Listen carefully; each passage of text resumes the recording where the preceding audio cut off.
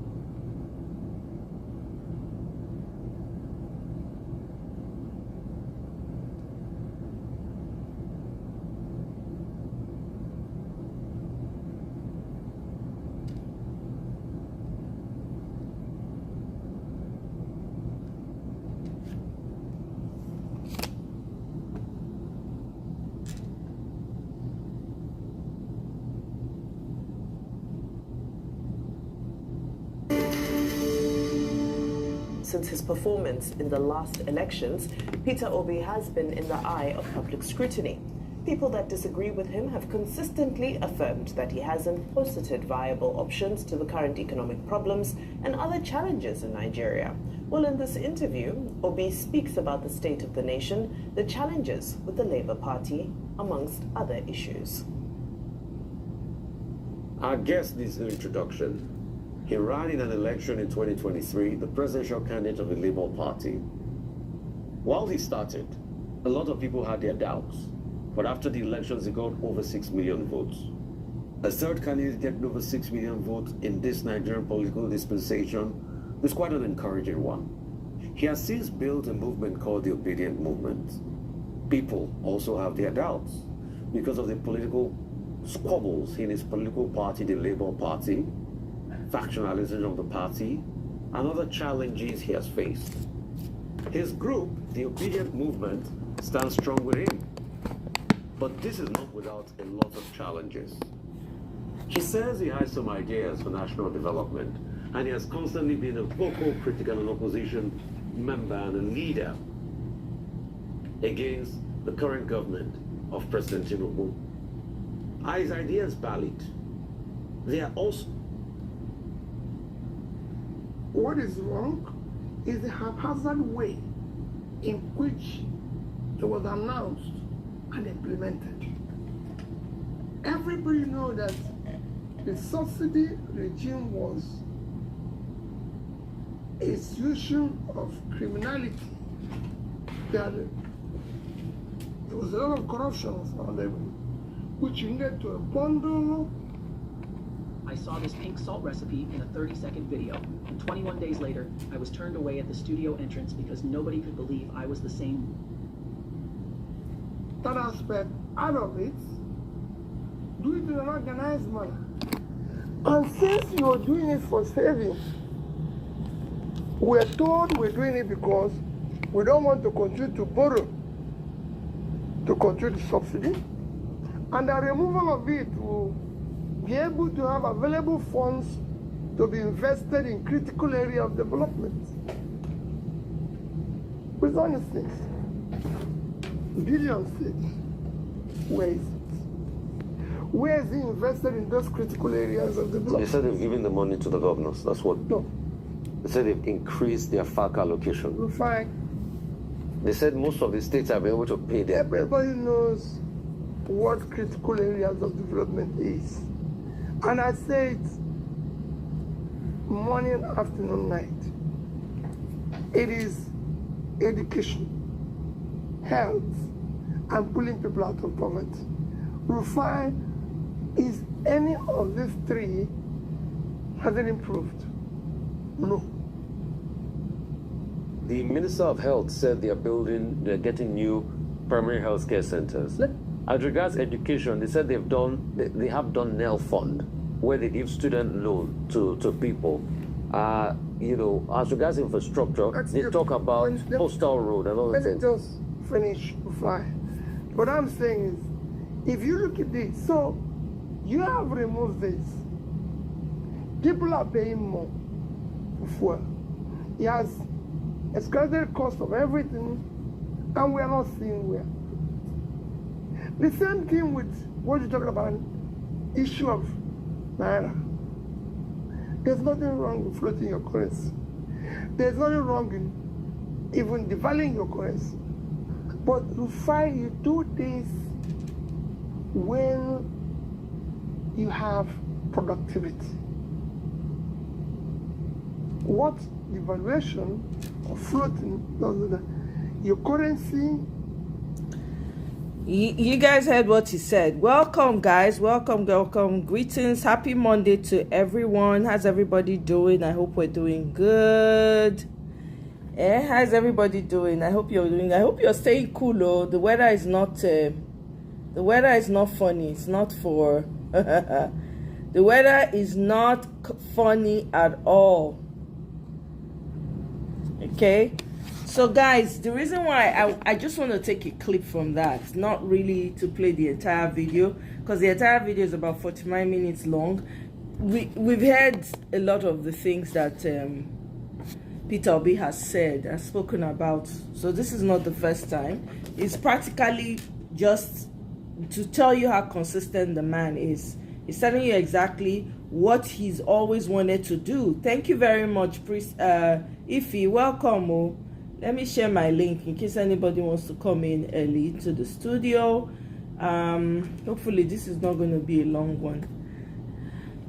So I just wanted to bring it here so that, we can kind of talk about it. I know a lot of you have already listened to it. But basically, Peter Obi, there's nothing he said here that he hasn't said before.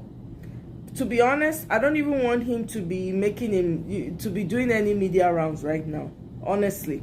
I really don't want, whenever he's ready to say whatever he needs to say, then he will come out. I know he's doing a book launching, I think sometime this week, if I'm correct. I think so, but everything that Peter Obi said here, this whole media chat, there are things that he's always said, and he has been saying since time immemorial. He hasn't changed. It just tells you, proves further to you that he's consistent with whatever intentions or plans he has. He's consistent. He's not going to lie. So if you're looking for good character, quality of a leader, that's him. He's just reinforcing what we already know about him. I don't know about you, but that's kind of how I feel about it. Okay, why is this thing zooming so widely? What's going on? I don't need it to zoom so widely. What the heck? So anyway, basically, that's the reason why I brought it here, so that we can all listen. I mean, there's more. I have a couple more videos that I want to share, but pretty much he said this before. Anybody when he talks, they never hear this one. I don't know what to tell you. Okay, let's listen to the 4-minute clip that Sheung did about, you know, advice to Bola Tinubu, if he will listen. I doubt it, but hey, we'll see. It's been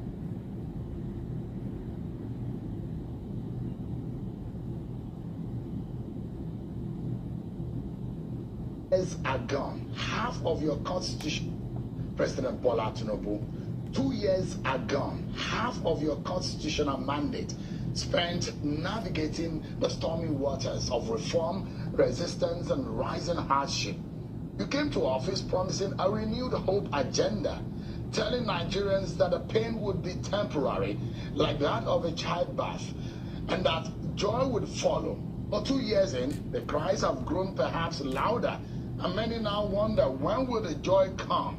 Inflation surged, food inflation went to an all-time height, transport costs were tripled, and the average Nigerian now spends more of their income just to eat, as if they are lucky.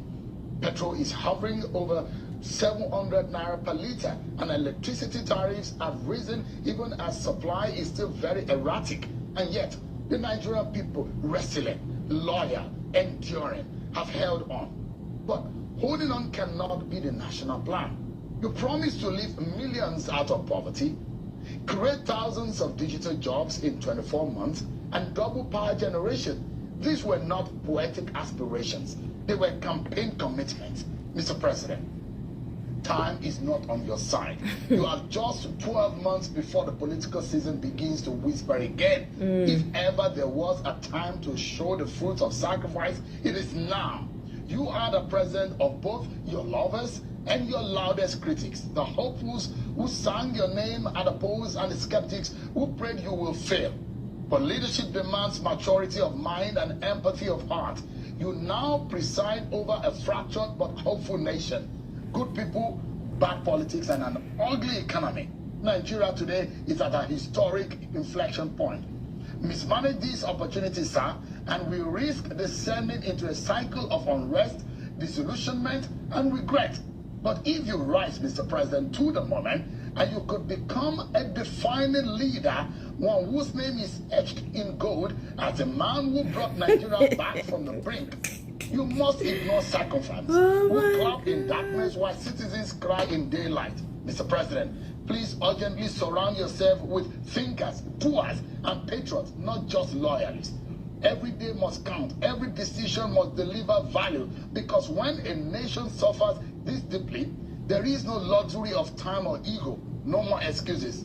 President Bola Tinubu, we in the media, we will do our own part. We will question, probe, inform, and hold you accountable, not out of hostility, but out of duty.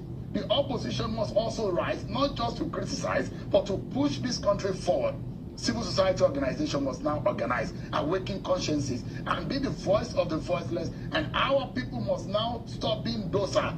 We need to raise a mass of active citizens who are willing to fight for their nation and also work hard for its good. Citizens, your voice counts. Don't lose it. And for those of us who believe and who are people of faith, we will pray as scripture commands us for the peace of the land and the success of its leaders. Because President Bola Tinubu, your success is Nigeria's success, and your failure will be our shared tragedy. Nigerians will rally behind you if they see sincerity, action, and result. But never forget, fury awaits any leader who mocks the pain of the poor. Sir, history is watching. Posterity is watching, and 200 million Nigerians are watching. Let this second half of your presidency be a turning point. Make us proud, President Bola Tinubu. Make Nigeria great. And that has to start now. That's my final word tonight, everyone. Many thanks for watching. I'm Shuma Kimale. Well. Sheung, you try for this one when you do so, but all this talk when they talk, you know, they show for your journalism work. Why is it that when you invite people to your studio, you know, they ask them, instead they look for something to hold against them? It's almost like you're trying to probe them to make them, cause them to say or speak something out of mistake or error that APC would use to hang them. Why? All this pump and action when you bring come, we know they see them for your studio. That's my own message to you, Sheung. We know they see, and this message is good. Yes, you're calling out the citizens, you're calling out the opposition, you're calling out the T-Pain. Maybe magically he would do something, he would turn a new leaf magically. We don't know, right? But you are not playing your part, sir. You are not. You say you are going to do your part as a journalist, but you know show. You know the show. You know the show. Okay? So maybe you self will take this advice and step up your game, because the country is gone. Silence is not anybody's friend in Nigeria. As you said, time is of the essence. Time is ticking. I am glad you said it yourself. I am very glad you said it yourself. Time is of the essence, Sheung. Right? Time is of the essence. You mean I've been talking, nobody has been hearing me? Wow. Woo. So, did you guys hear the video, though? Did you hear the video? A little bit. Oh boy. Maybe I should play it again. Yeah, play it. Oh, my goodness. I'm so sorry, guys. That's right. I was yapping away. I was on the roll, man. Okay, let's do it. Let's do this again. Let's not.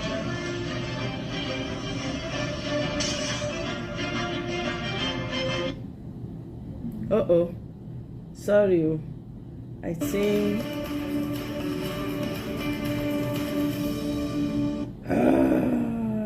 come on.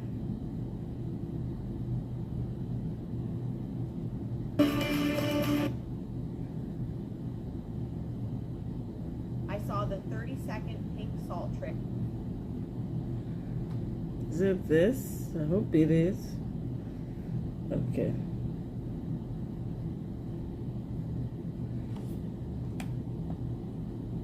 President Bola Tinubu, 2 years are gone. Half of your constitutional mandate spent navigating the stormy waters of reform, resistance, and rising hardship. You came to office promising a renewed hope agenda, telling Nigerians that the time would be temporary, like that of a childbirth, and that okay, I have to. I know. I have to, because I have to show the video, so I'm on StreamYard and I'm on my YouTube as well. Welcome, my brother. I see you've been hearing me in the spirit. Welcome. If they are lucky. Petrol is hovering over. I go tell her. Per liter, and electricity tariffs have risen even as supply is still very erratic. And yet, the Nigerian people, resilient, loyal, enduring, have held on. But holding on cannot be the national plan. You promised to lift millions out of poverty, create thousands of digital jobs in 24 months, and double power generation. These were not poetic aspirations. They were campaign commitments, Mr. President. Time is not on your side. You have just 12 months before the political season begins to whisper again. If ever there was a time to show the fruits of sacrifice, it is now. You are the president of both your lovers and your loudest critics, the hopefuls who sang your name at the polls and the skeptics who prayed you will fail. But leadership demands maturity of mind and empathy of heart. You now preside over a fractured but hopeful nation. Good people, bad politics, and an ugly economy. Nigeria today is at a historic inflection point. Mismanage these opportunities, sir, and we risk descending into a cycle of unrest, disillusionment, and regret. But if you rise, Mr. President, to the moment, and you could become a defining leader, one whose name is etched in gold as a man who brought Nigeria back from the brink, you must ignore sycophants who clap in darkness while citizens cry in daylight. Mr. President, please urgently surround yourself with thinkers, doers, and patriots, not just loyalists. Every day must count. Every decision must deliver value, because when a nation suffers this deeply, there is no luxury of time or ego. No more excuses, President Bola Tinubu. We in the media, we will do our own part. We will question, probe, inform, and hold you accountable, not out of hostility, but out of duty. The opposition must also rise, not just to criticize, but to push this country forward. Civil society organization must now organize, awaken consciences, and be the voice of the voiceless, and our people must now stop being docile. We need to raise a mass of active citizens who are willing to fight for their nation and also work hard for its good.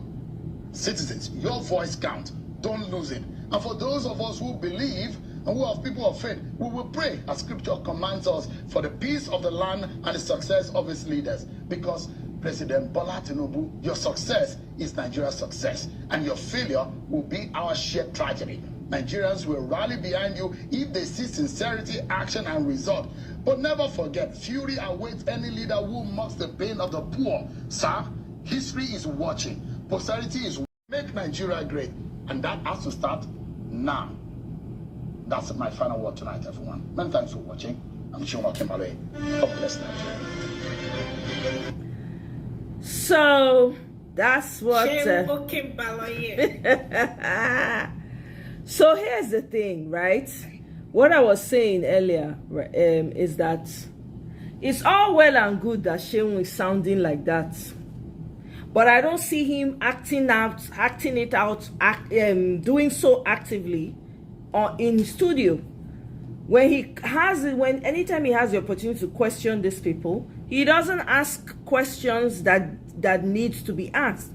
Instead, it seems like he's trying to get words out of their mouth to feed the APC goons with, that the APC people will run with, and then they'll be having this back and forth. I don't understand his style of questioning, to be honest. I don't know if anybody is a journalist, maybe can tell me, can advise me more and say, hey, this is how it's done. Perhaps, but I don't understand his style of journalism. Anytime he has the opportunity, he's saying that, oh, the citizens should be active, that they're going to do their job. That's what he said about the journalists, but I don't see him doing the job. Maybe it's me. Maybe I don't understand what journalism is all about. Maybe, no? Now night school I go. But that's what I thought. I'm like, he has this fury, this conversation, this hard talk. But, I mean, is he doing the same when he has the opportunity to question these people? Is he doing the same? Ify, go ahead. Emil, welcome. Oh, Emil says hi. Sid says hi on the other channel. So I think, journalism in Nigeria is different from journalism here. You gotta be very careful. Yeah, but here's the point, though. What is there to be careful about at this point? I'm just asking. Yeah. I mean, because if they step out of that studio, anything can happen. But that's what I'm saying. So, in my own opinion, I don't know. Right. I mean, that's true. That's fair. I don't really listen to him that much because I don't like his, style of questioning. Me neither. I like if I will give it to you, straight up. Yeah. Whether you say he studies animal science and all that stuff, that's not Rufai's problem. The problem is for you to answer the question. So I don't know. I cannot speak for him. So he can defend himself. But what I'm trying to say is this. I don't know if you've noticed that, Omo. All the people that come out to criticize Tinubu, for example, Fayoshe was on, I think he was on Channels or one of these TV stations. Right, I was going to bring that video actually. Yeah, go ahead, speak. We lose and this and that. The next thing, he's in Aso Rock. Oh yeah. And came out and was singing another song. You did see Showumi? Did you see Showumi? Showumi? All of them. I'm like, wait a minute. Wait. You see, let me tell you something. We are not yet serious. If Tinubu calls me right now and say, I will say, can we bring camera? Come. I want us to talk this publicly because this is where I stand. If anybody is not telling you the truth, look at Dangote, we were here all fighting for. Now, Dangote is purportedly saying he's doing what the best and all. Are you kidding me? Yep. Are you kidding me? Yep. So anybody that criticizes him, boom. Instead of them to focus on governance, They're not doing that. Instead, you're calling people to kind of convince them that you're doing if this is the best you can do, that means you're not doing anything. Then step down. Let us try somebody else. If you feel this is the best you can offer a country of 200 and something million people, okay, step down, let another person try. It means that you're not doing well. I know some people keep on saying every government that comes up, things have been getting worse. It's not. Watch what Apple side. So when are we gonna get it right? When are we gonna get it right? Because it seems like we are just stuck. I mean, people kind of confused. Every day you wake up, you just hear one thing or the other, nothing positive. The only time we love each other is when we come on social media. But once we turn the camera off, we are fighting each other.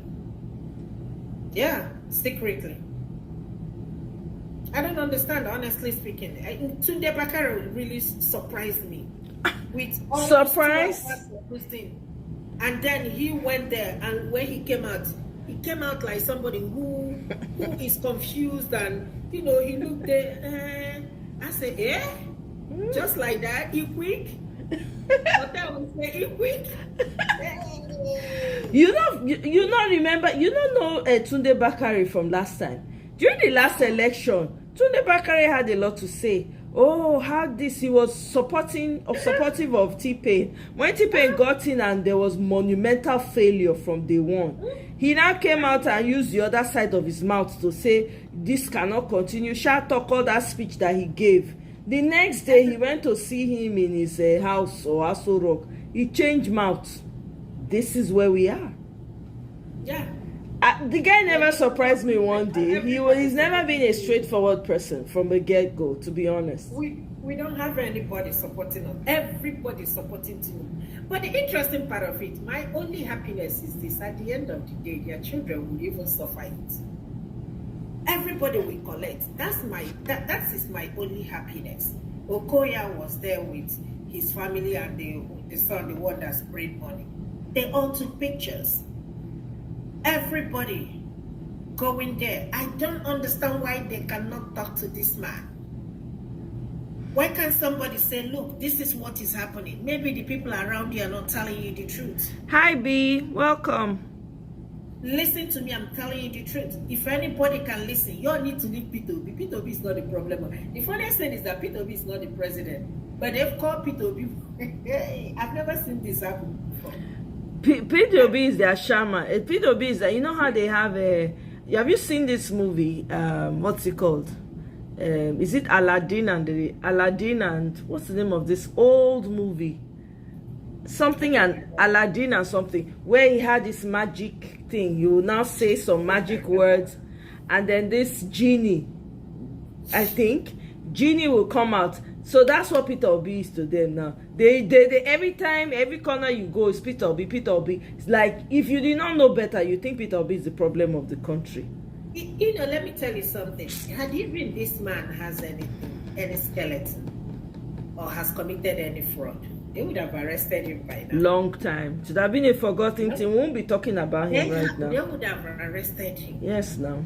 All those people that had something to say, like, oh, Peter Obi is like all of them. They are all the same. They would have all said, did we not say they are all the same? Nobody's saying anything. Nobody's saying anything. Even Reno, even our boyfriend, Showore. He's your boyfriend, I beg. I dash him to you for free. I'm just waiting for somebody to say this is one thing he has done. He stole money, he hid money, he did this. No, none. But I mean, look at the booklet. Almost all the people, a Maswen or whatever his name is. Oh my God. I came to Nigeria now. He's the chairman of the ethics committee. All the criminals that have lived in America, that they move when they come to Nigeria. The money they steal or the exactly. Same thing. He can never come back to this country. All of them can never come back to this country.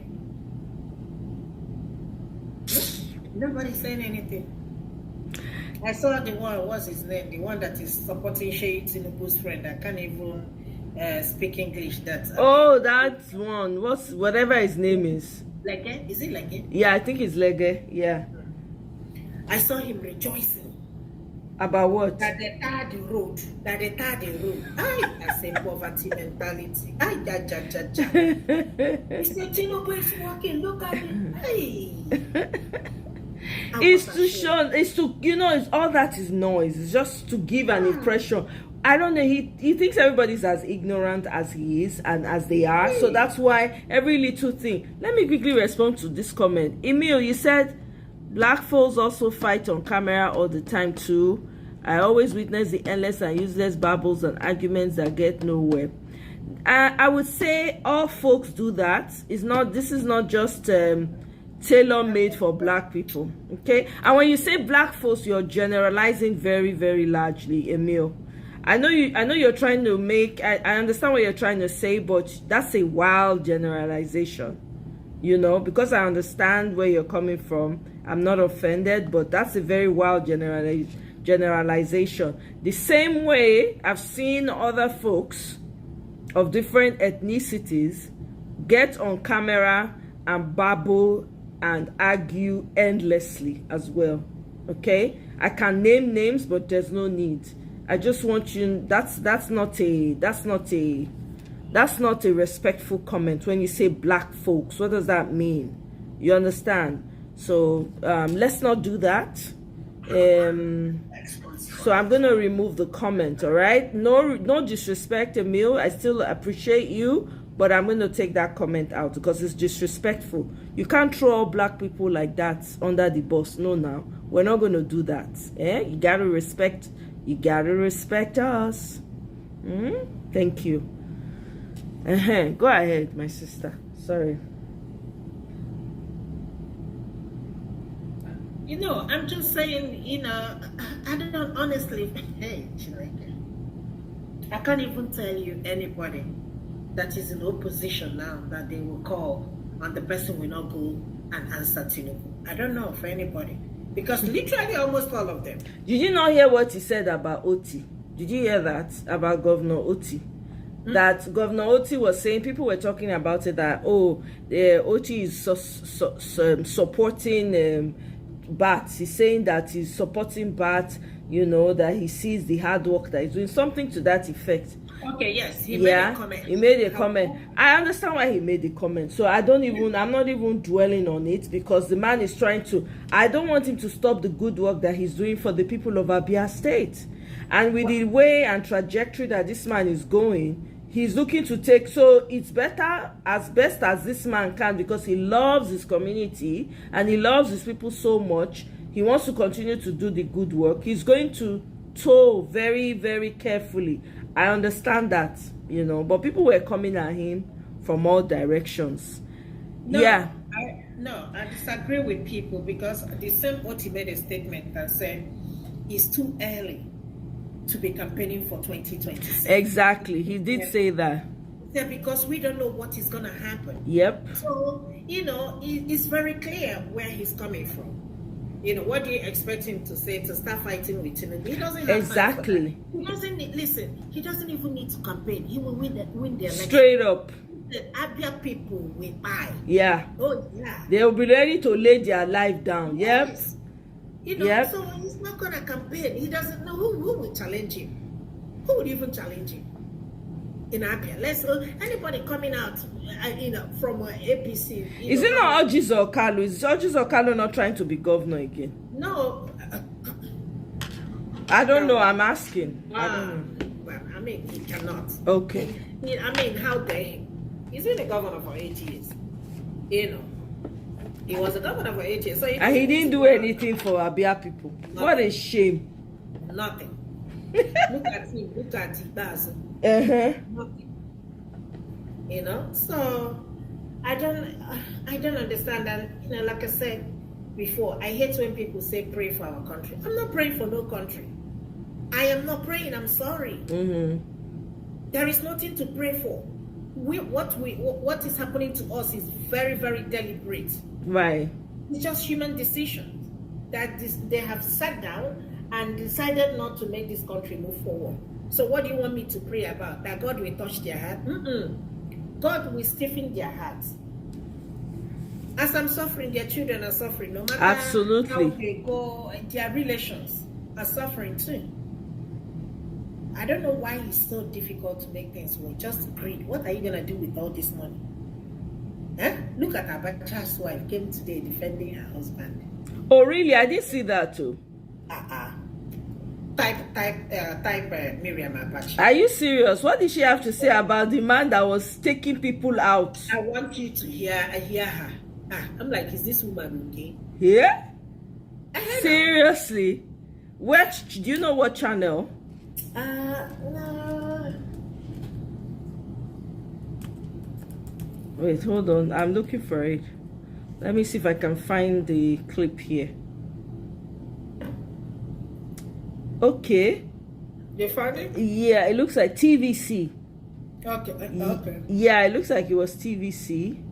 Okay, let me bring it here. It's a short clip. Yeah, it's a short clip. Let me bring it here. This is a problem. When people don't get punished for their actions, they have mouths to talk. Would you say that all of these claims are accurate, especially with all of these repatriations of funds and all of them, credited to the monies stashed abroad under the military administration of the late General Sani Abacha? Who is the witness of the monies that were being stashed? Did you see the signature or the evidence of any monies stashed abroad? And the monies that my husband kept for Nigeria, in a few months, the monies vanished. People are not talking about that. Why are you blaming somebody for something? Is that tribalism or religious program, or what is the problem with Nigerians? I pray for Nigerians. I pray for all of us. I pray that we should have goodness in our hearts. We should stop telling lies and blaming people. Why are we so bad towards each other? Because somebody is a northerner or a southerner, somebody is a Muslim or a Christian, or somebody is nice. It's not fair. I think the press should try, the press should try to educate the people. You are here to educate the people, to inform the people, and to entertain. You are here to help the country. You are not here to bastardize people. People are not that bad. People are not. When things are happening, we are not talking about. 27 years ago, we are still talking about him. Abacha was very powerful. Abacha was very loved by all of you, by all of Nigerians, by all of us. We thank God for that. Yes, we are still talking about it, alhamdulillah. Yes, and they were also, it's on record that Nigeria's economy was also strong under the administration of General Sani Abacha. There was an increase in foreign exchange reserves. External debt was reduced. So where did he steal the money from? So where would he have stolen the money from? Where would he have stolen the money from? Well, that's what previous administrations told Nigerians, that a lot of Nigerians' monies were taken out and kept overseas. And because Nigerians are fools, they are supposed they listen to everything. Babangida doesn't make Nigeria alone. Abacha does not make Nigeria alone. Abiola and everybody, nobody is big enough for Nigeria. We are all very important. Even the single man on the street is very important. We are all human beings. For goodness sake, all this wahala should stop. Babangida cannot make things or make things. She might do that cancer. All right then. Well, I was talking about some of the achievements. Can you imagine? Lord have mercy. Oh my God! Look at how this woman just moved the. What? Look at how this woman just moved the goalpost. Am I hearing Abi? It's only me that Abi. I did not hear well. It is the same Abacha. I don't understand. Is it the same Abacha that we cooked? You used sawdust to cook during his time. Hey, I don't blame this woman. No, it is the way Nigeria is, because criminals are rewarded in Nigeria. That's how corrupt the system is. Criminals are rewarded. Otherwise, the audacity that this woman has to come and she's trying to clean up her husband's image. And she's trying to flip it Now it's tribe. Who was talking about tribe back then? Nobody was talking about northern and southern or religion or anything. Nobody was talking about it. These people, oh my goodness. Look at the woman is even angry as she's talking. Very angry, not even very, very angry. Aggressive. Miriam Abacha. The woman that the money that man stole is what is still keeping her. That's why she's still shining the way she's shining. How old is that woman? That woman don't reach 100. I'm exaggerating. Might be about 80. Miriam Abacha. Let me see. Hey! The insult to Nigerian people's faces, and nobody's talking. Ah, God. Man, we've been greatly disrespected, though. I'm sorry. We've been greatly disrespected. No joke. I'm telling you, see, look at how she moved the narrative to tribal issue. We have suffered in this country. The money he stole is keeping her away. Of course. Of course. Money that he stacked on the ground in Kano, outside of the country. Are they not still repatriating his money till today? They're still repatriating this man's money. And this woman just came and she's coming to gaslight us. And she went to a very insignificant, very unpopular news channel. We should go to... Why did she not go to Arise? So that Rufai can drill her. Why did she not go there? They will avoid Arise News because they don't want Rufai. They go to a station where they can spew their rubbish, their propaganda. Can't you see how angry she was? Hey! We don't suffer for that country. Omo, 2027 a liberation day. God, I beg go. This is what I tell people. In as much as again I'm skeptical, but if we have to vote, we don't have no choice, right? Yeah. We have to defend our votes. Yeah. It's not only voting. Voting is not enough. You have to be very aggressive. I'm telling you. It's not only voting. Voting alone will not do it. Did you read David Udeyin? I posted something on. Let me actually see whether I can pull it up. Did you read what David Udeyin said about the upcoming election? Let me read it for those people that have not seen it or read it. Let me read it for you people. Okay. The only thing I have to add to Nigeria's internal political conversation concerning 2027 is this: whether the vehicle you people eventually agree on is Peter Obi or Atiku or coalition or whatever, you must prepare to carry out strategic violence. Okay? Because casting votes alone will not remove Jabba the Hutt from that office. Voting is only 35% of the job, and the ruling puppets have no intention of respecting your votes. I can tell you that for free. You have my word. Whatever melodrama they are staging is for the sole purpose of sucking you into doing a live action repeat of 2023, when you won the election and lost the objective of the election to remove cancer called APC from Aso Rock. The last election that this APC pestilence won in Nigeria was 10 freaking years ago. They did not win in 2019, and they certainly did not win in 2023. It made no difference. So if you want to reclaim Nigeria from this flesh-eating bacteria, you have to make the vote meaningful by adding strategic violence to back it up. This is what Ghanaians that Nigerians are always bantering with. Oh, our jollof is better than their jollof. Oh, they are very calm. They are not like us. Okay. Did you hear PIM on social media? Ghanaians took care of their business quietly. We did not hear PIM. We did not see hashtag all eyes on judiciary. Hashtag their votes, this thing, apathy. Nothing like that. Ghanaians, make I read them. That's what Ghanaians did last year, and I gained a new level of respect for them. Okay? No unnecessary social media cho, which Nigerians like to do cho. No Twitter spaces, endless Twitter, 8 hours, 12 hours, they talky. Okay?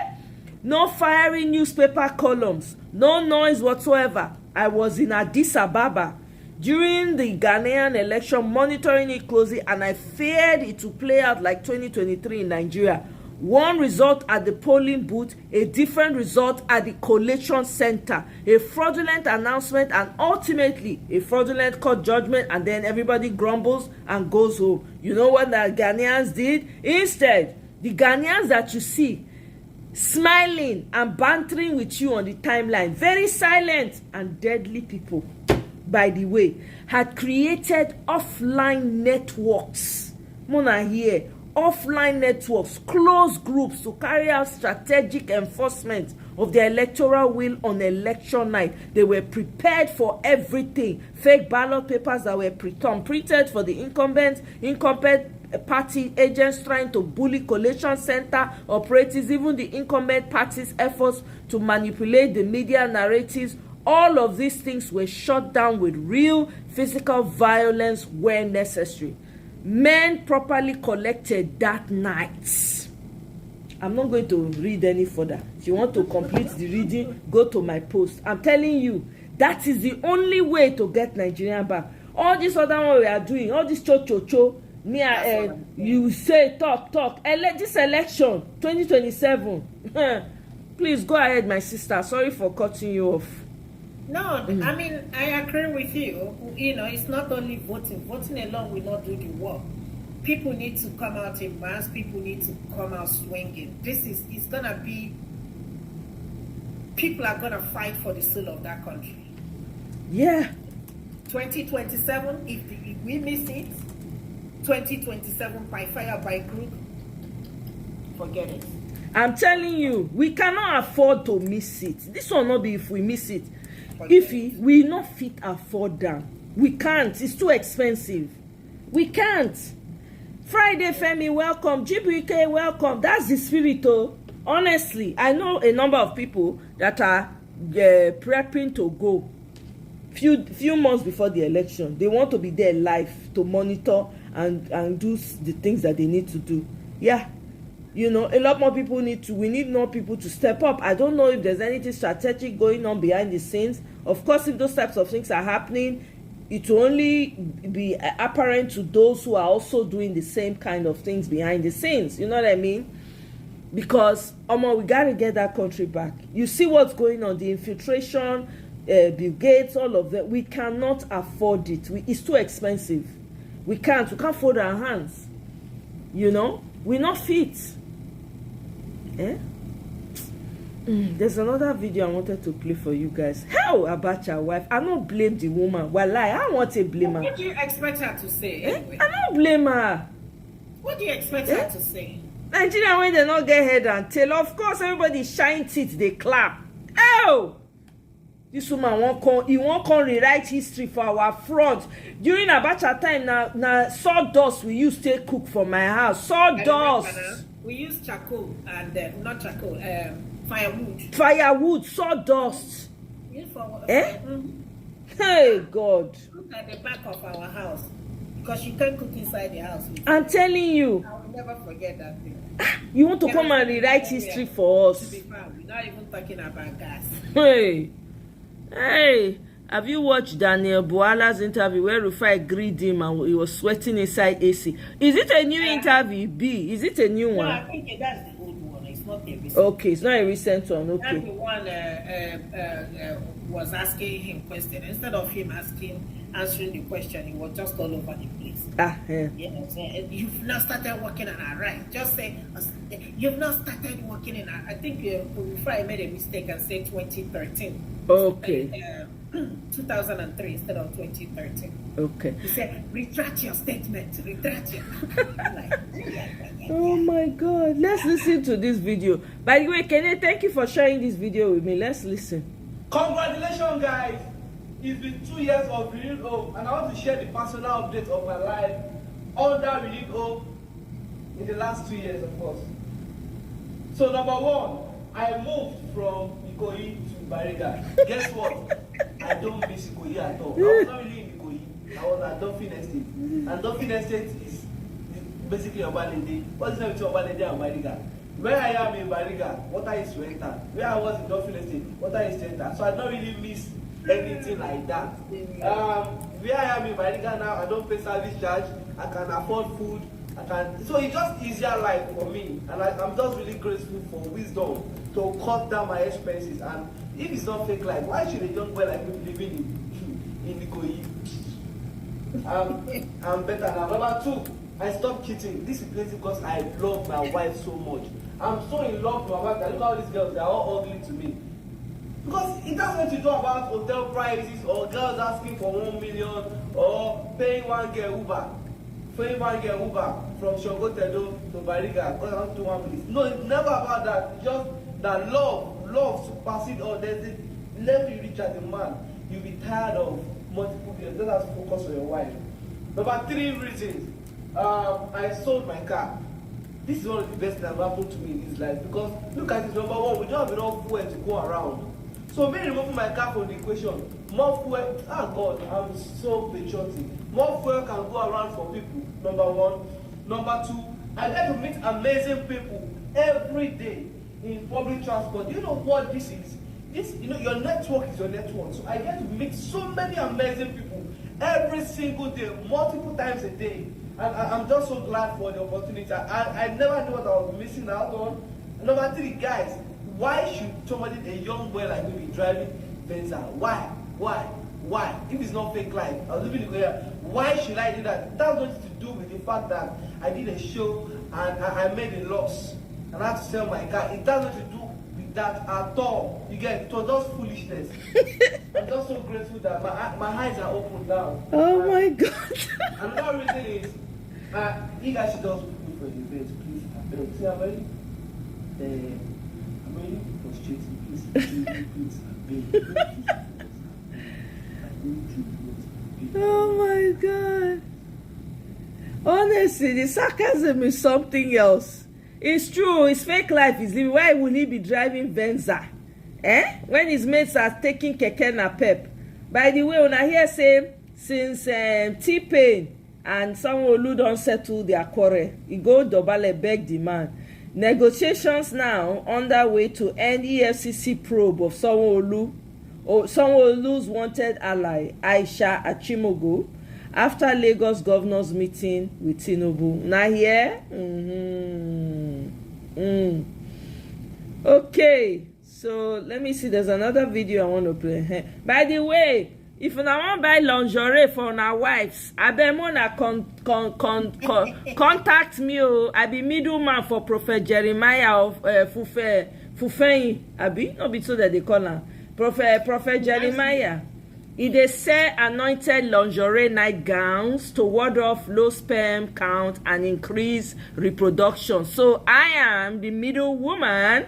So if you want to buy lingerie for your wives with Prophet Jeremiah's pictures plastered all over the lingerie, please contact me. Middle woman.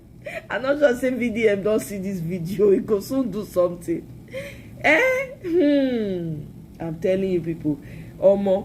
Really and honestly, right now, as Nigerians, okay, let me play this video. This is what's next on my thing. As Nigerians, we need to be talking about action plan. These people are not backing down anytime, and we need to know what we are doing. For a fact, we really do. We don't have the luxury of time. You know, people need, I know people are already talking behind the scenes. At least I'm aware of that. I'm just not privy to the information because they're trying to keep it under wraps, which is good. I think a lot of people should too much talking on social media. Me, I'm tired of the talking. In Edo South, Neda Imaswain says he will be defecting from the Labour Party to the All Progressives Congress on June 12, citing disarray within his current party. In a telephone chat with the Rise News, Imaswain, who currently serves as chairman of the Senate Committee on Ethics, Privileges and Public Petitions, blames his decision to leave the Labour Party on the protracted leadership crisis in the Labour Party, pointing out that the lack of direction within the party has completely, in his words, weakened its structure and and can no longer support his aspirations. Well, the senator added that his decision to move to APC is to align his constituents in Edo South with federal development priorities. Meanwhile, as the alliance against President Bola Tinubu's re-election faces internal disagreements, particularly over the choice of a unified political platform, questions have continued to arise over the coalition's viability. And joining us now on the growing cracks within the opposition and proposed coalition is Kenneth Okonkwo. Sorry, before we complete the video, Sid, you said this is a challenge of the Nigerian. We adjust, make skits. Exactly. I understand it's a coping mechanism, but now I wish we had the Asian. So this ties into what Emil said earlier. Okay? Emil said earlier, I deleted that comment because he said black folks. He put everybody on that one group, which a lot of people might see this and be offended by it. So anyway, he responded to that comment and he said, no disrespect, I'm just giving my insights because I have been in these spaces for a while, but other groups have unity and are better off. That's what Emil said. Yeah? So this is it. This is what it ties into your comment, Sid, where he said, I understand it's about how I wish we had the Asian or Middle Eastern mindset. We will be on the street chasing these people. But do you think that's the way the structure in Nigeria made it? That's why it is like that. Nigerians used to be that. They used to have that mindset. Maybe it's the system itself that broke the people. Because I remember even in school, we used to protest every time. We used to protest. Sometimes they'll shut down the school. We don't even know why. Our SUG government, our SUG president, don't go trigger government. They'll converse. You understand? So, oh my God, I was talking and I was on mute. This is nonsense. I was thinking that, Oh my God, yeah. Okay, so what I was saying is, Sid, this ties into the comment that Emil made earlier. I deleted it because he said he blanketed black folks, which a lot of people might find disrespectful. But because we know Emil, we know it's coming from a different place. So he now responded and said, no disrespect, I'm just giving my insight because I have been, in these spaces for a while, but other groups have unity and are better off, Ghanaians, that's why I said you cannot generalize. Ghanaians they took their country back, They did not do cho-cho-cho online. They did not talk. They got their country back, So that's why I said we cannot generalize. But anyway, it ties into your comment, Sid. Right? You said you wish we had that Asian or Middle East mindset. We'll be on the street chasing these people. Exactly. This is why I said enough of the cho-cho-cho and talking. We need to get serious. Yeah, it's still parading in the country. Yep. Oh, you couldn't hear me? Okay, I'm back on now. B, can you hear me? Sorry about that. Okay, so let me play the video now. Lawyer and public affairs analyst, thank you so much for joining us on Newsnight tonight. Yeah, thank you very much, and thank you, viewers, for joining in. Well, let me ask you, and let me just pick up from that introduction. Right now, the conversation seems to be plaguing. The conversation plaguing the coalition is around who runs and what platform. You're at the heart of this. You're part of this coalition. Would you say the coalition has lost focus? This is not too early in the day to be having this chaos, disagreements. Well, first of all, coalition is a group of interested parties that come together for a common goal. Nigerians like formulating stories, which I call market talk. How can something be in disarray when it has not started? People are talking, and some opponents are already selling to you that it's in disarray. What we have now is common priorities. We don't have individual differences because the time for individual ambition has not commenced. So we are just talking about the options that we have, which is the option of, do we go for a new party altogether? Now, with INEC as a department of APC, that they put unnecessary roadblocks to the opposition and engages in a lot of rough tackle. But it's clear that INEC is not a department of the APC. Umpire. That's the electoral umpire of the country. Yeah. Electoral umpire. Or the electoral body. Well, I'm going to go into that. But I just want to talk about the option that we are weighing. Okay. If we are in a nation where rule of law is guaranteed under this kind of INEC, it would have been preferred to have a new party altogether registered where everybody will move in. But like I said, when the INEC has a tendency of inordinately delaying what is apparent, you can't put all your eggs in one basket.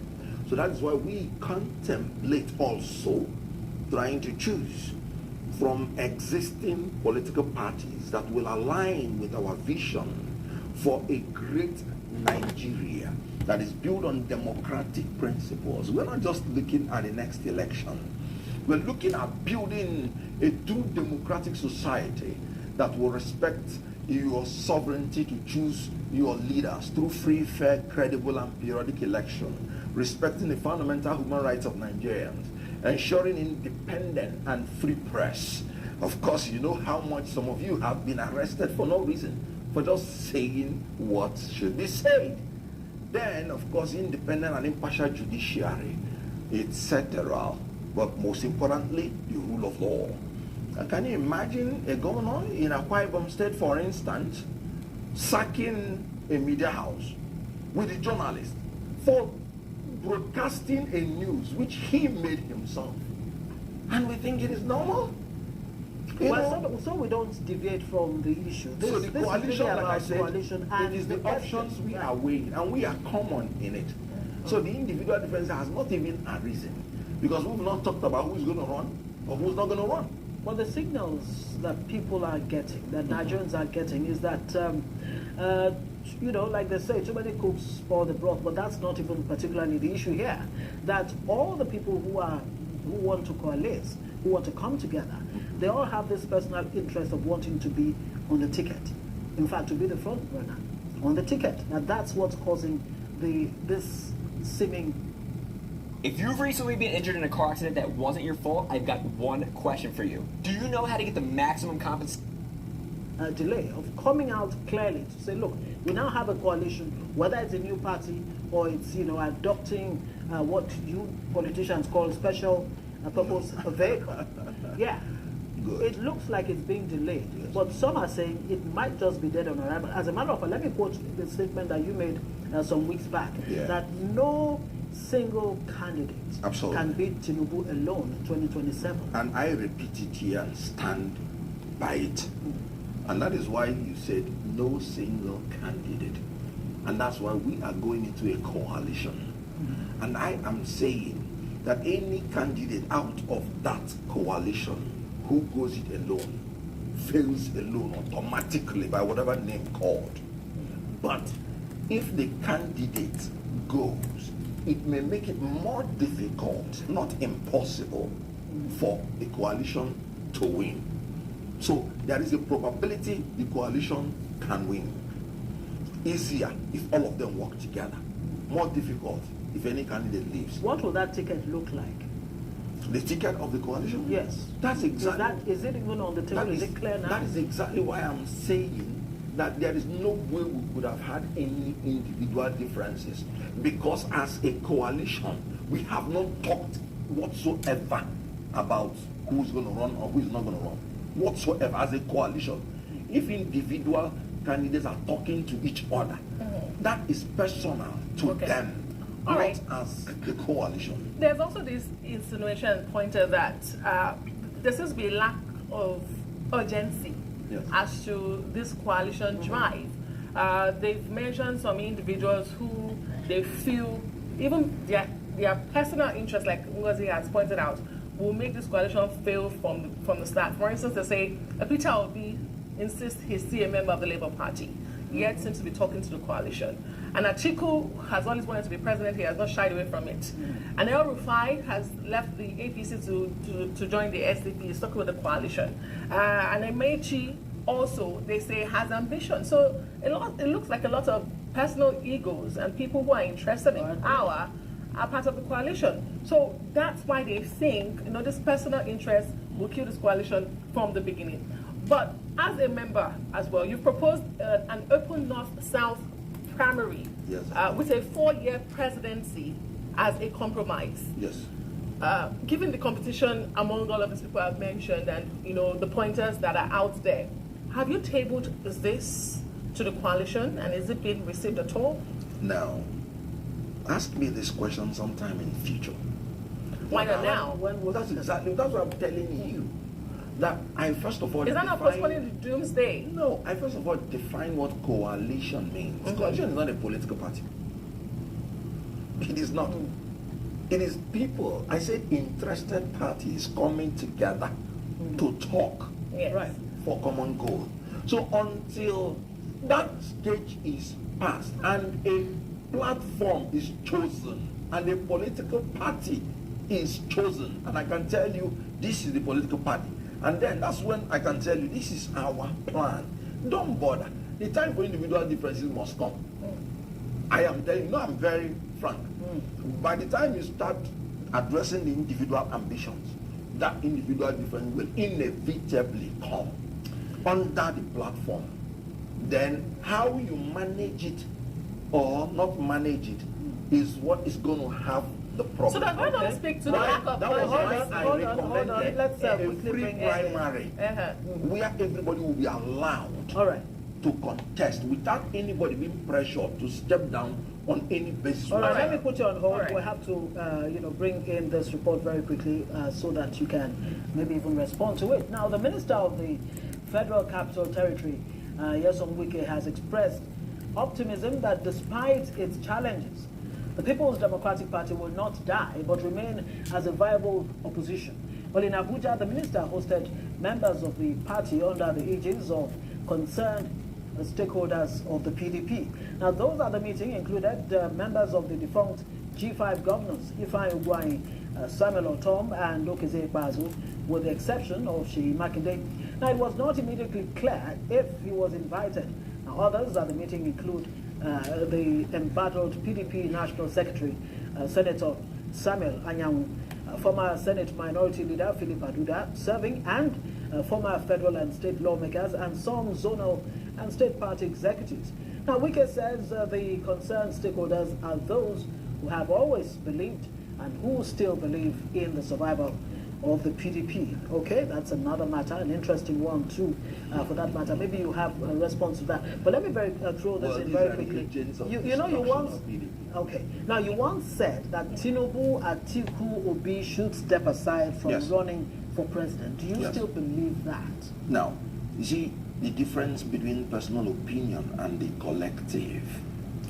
When you are moving into a coalition, you subordinate your own personal interest to the collective will. Japanese women weigh less and never hit the gym. The secret? A simple 4-ingredient natural recipe that's 7 times... Good for you. And so, I said it even as at that time I said it. I said in a coalition, if I am part of it, whoever is thrown up in the coalition, I will support the person. But personally, I would have preferred a new set of leaders. But you see, when you are fighting an incumbent, it's a different ball game. You will need the unity of everybody in order to succeed. You can't, I'm a Democrat. I can't force my own opinion. I stand by my opinion. But when you now have other people in a coalition, they also have their own opinion. They will present strong reasons. But you know one thing about democracy? Eventually it operates in the comparative, not in the superlative. What at the end of the day, the choices you have do not include even the ones you wish to come. You can't go and force anybody from his home to come and contest. So from the available, pool, one thing I have always said is that P2B or Atiku will be better than this regime. That I am sure of. Okay, so... Because Atiku was the vice president during Obasanjo's regime. This regime has beatified every regime that was before them. So you're okay any politician that can take us even to Obasanjo's days will be celebrated as a hero. You're okay with the old guard, as long as, they meet your conditions. Very well. Great, but I go back to that sense of urgency or the lack of it thereof, and I really want you to speak to that. Also, I wanted you to speak to. Can you speak to the urgency? I think I lost my train of thought now. All right. The sense of urgency. Now. Yes. They say I'm using legal analogy. Justice delayed, for instance, is justice denied. But justice rushed is justice crushed. If in your haste to be urgent, you fall into the trap of not negotiating very well and carrying everybody along, that is where that your statement that is dead on arrival comes in. You have to. The urgency is needed, but you have to be very methodical. Great, I remember my point now. You say individuality has not come into the conversation yet. Okay, so address this that is also out. Two political parties are being put up, the ADC and the ADA, registration of one and using the other. There's also the SDP on ground saying they are the beautiful bride that should be used for the coalition. Why is it that you have not been able to meet one? I mean, a camp is pushing for a registration of one party, another camp is pushing for an existing party. I mean, if individuality has not come into play, why is it taking long? Why is it taking so difficult to pick a party? After all, it's a vehicle. Now, like I told you, all these stories, they are not reflective of the facts. We have committees. Powerball is trying to censor this video before more people discover the loophole that has already helped my husband. Set up different committees addressing the different issues. There is a committee to know whether we can register a new party. They passed their deadline. They passed their deadline. No, the committee has passed the deadline. But I told you, that's why we have different options. So we have the committee that is negotiating with different parties that are already existing. It is those ones that meet our criteria that we will eventually choose. So the coalition has very clear mind. Very quickly, before we let you go, Kenneth, we're being wrapped up. Seriously, this decamp that's going into defections and what have you. The Labour Party Senator Neda Imaswan has just jumped ship. Of course, like you mentioned, the governor of Akwa Ibom State and all of that. Where does opposition really go from here? And what do you make of Wike saying PDP is still alive? He's not dead. All right. Very quickly, now, 30 seconds if you can. Good. Now, let me tell you something about this defection. The worst from the opposition is moving into the ruling party. The best from the ruling party is coming to the opposition. And I give you an example with the governor of Akwa Ibom State. His commissioner on information and strategy, he said, my political orientation is rooted in principle. And I've long opposed APC's ideology and the conduct, which stands is reaffirmed by majority of Nigerians. This is the summary of it. His own political career, rooted in principle, thereby telling the whole world that his governor is unprincipled in this move. And he said the ideology and conduct of APC have been rejected by Nigerians, and this is what it is. Can you imagine a whole governor coming out to say, I can't find like me, girl. 2027, I want a smooth sail. I still love PDP. That's transgenderic. This is a man that behaves like a man that has the genitals of a woman. Can you imagine what on earth? You don't want to fight like me, you want to be a governor like me. The views of Kenneth Okonkwo, we have to go. We have to go. His predecessor has not fought for him, fought APC, and fought for him. He wouldn't be governor. And now look at this transgenderic governor, You're repeating that point. No. Okay, we have to say thank you very much. Men and women, they are very fantastic people. I started with them from Nollywood. Bold, beautiful, and brave. Look at the commissioner. Okay. But I can't say whether the man is behaving. He's just a political transgender. That's what it is. Well, those are your views. Personal That views is my of view. Kenneth. But he's not behaving like a man of Okay, we have more time. We've been given more time with the Kenneth conversation has been Okonkwo. extended. Yes, absolutely. Great. Fantastic. So, Fantastic. I mean, we've heard from an FCT minister who is the leader of, or supposed leader of the G5. Very good. The intention of those people is to emasculate PDP. How can a minister be telling you PDP will survive when he has already told you he will support the presidential candidate of another party in 2027? What survivor? The best he can do is if he can muzzle everybody in PDP to keep PDP in abeyance after using them, like he used all those people that he's dealing with. He used all of them to achieve what he wanted to achieve. A minister in APC who has the agenda, clear agenda, to destroy PDP. No, a minister of the PDP. He's a PDP minister. Minister of APC. What? Okay. He's appointed under the APC government. Absolutely. Yes. Now, why do I say so? Yeah. Even Governor Umeno, what did he say? He said, no, I don't have the kind of conscience Wike has. I believe it's morally wrong for me to be in another party and be supporting another candidate of another party. So it is morally wrong, morally bankrupt. The only thing is that the governor is just being hypocritical. But the governor says he likes the style of governance. And he's aligning his states with the central. He said he wants a smooth sail in 2027. And now let me tell you, that is contradictory to what politics is. When you want to describe politics, you say murky waters of politics. You say stormy waters of politics. We're not looking for politicians that want smooth sail. We want politicians that will navigate our ship to the harbor of prosperity, security, and welfare, despite the storms. Because when you're in politics, it's not a Akara case. You would have storms. Storms of the Boko Haram from the northeast. Storms of the kidnappers from the northwest. Storms of the unknown gunmen sit at home in the southeast. Storms of the killer herdsmen in the north central. Storms of the ritualists in the southwest. Storms of the oil thieves in the south-south. And there is a man who wants to be governor, and he wants a smooth sail. How can you have a smooth sail? When you have politicians, along these stormy waters? Hold on, when you have politicians... We need men. That's why I say the best of the men are coming out to the coalition. Okay. The worst of the men are going into APC. I was actually going to ask you what it says. I mean, averse, storm-averse politicians seem to be what we have now. What are they doing in politics? What does it say about the quality of politicians I've always told people. And how do you want get to be back... in Nollywood, they will tell you to kiss a lady, you say you're born again. Then what are you doing? What brought you to? How do you get the right people, men and women, into our political space? How do you? How do you get the right men and women? Oh, politicians of principle. I was babysitting for a very famous family of billionaire women in Los Angeles that you sure know. Whenever my boss of ideology and pedigree, leaders have always made this mistake. Their followers that dobale for them. Dobale, I'm loyal. That is the qualification that make them to bring them to power.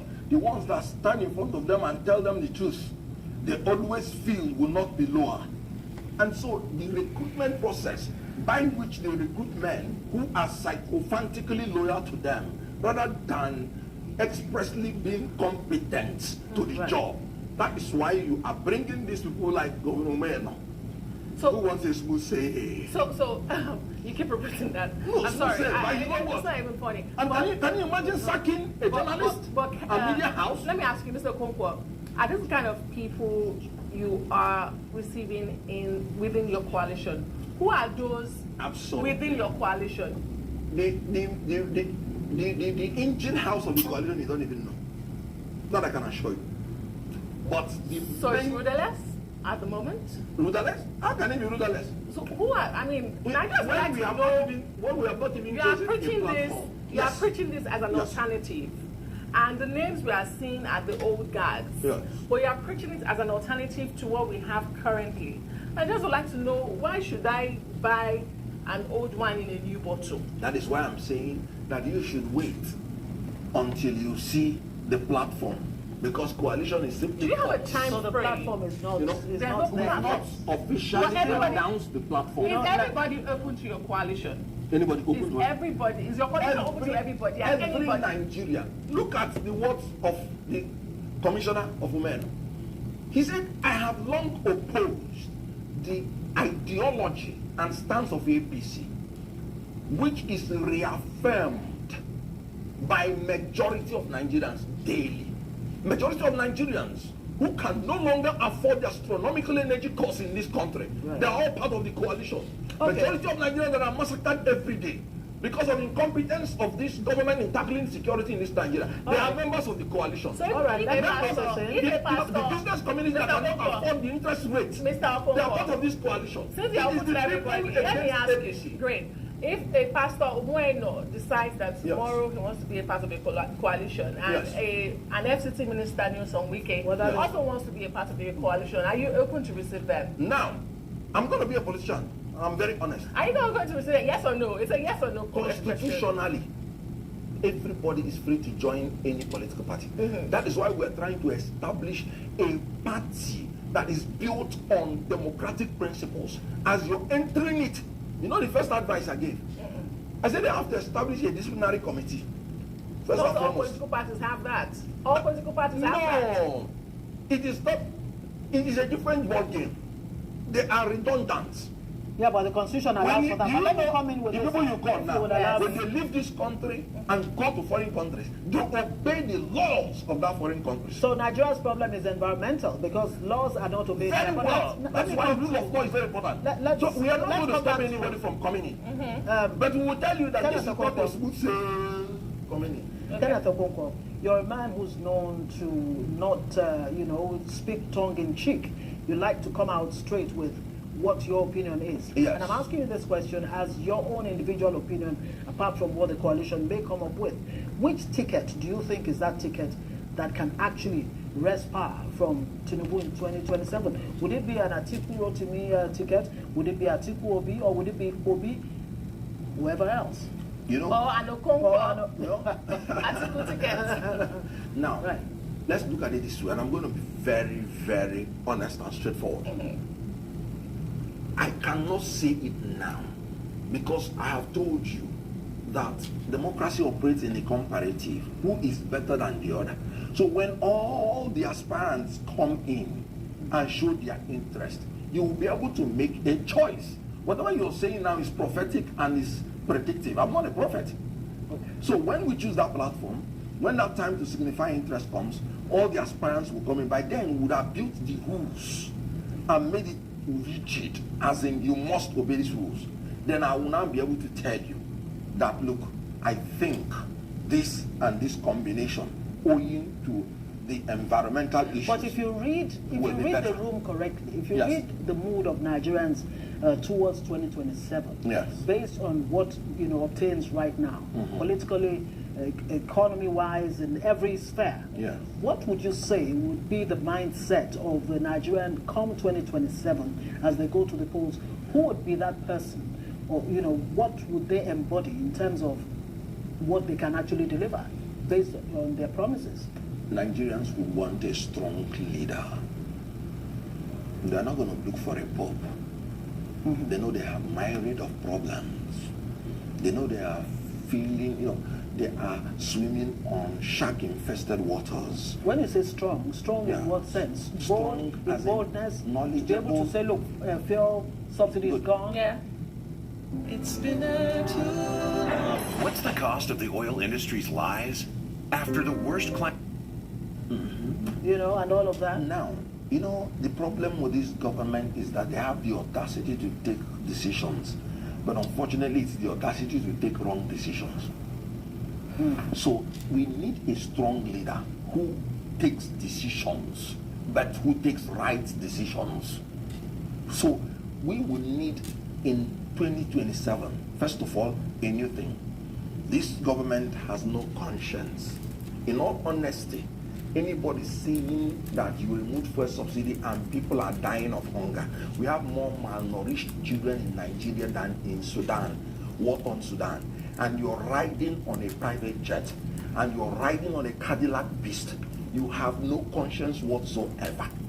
You must live in accordance with the level of the people you are governing.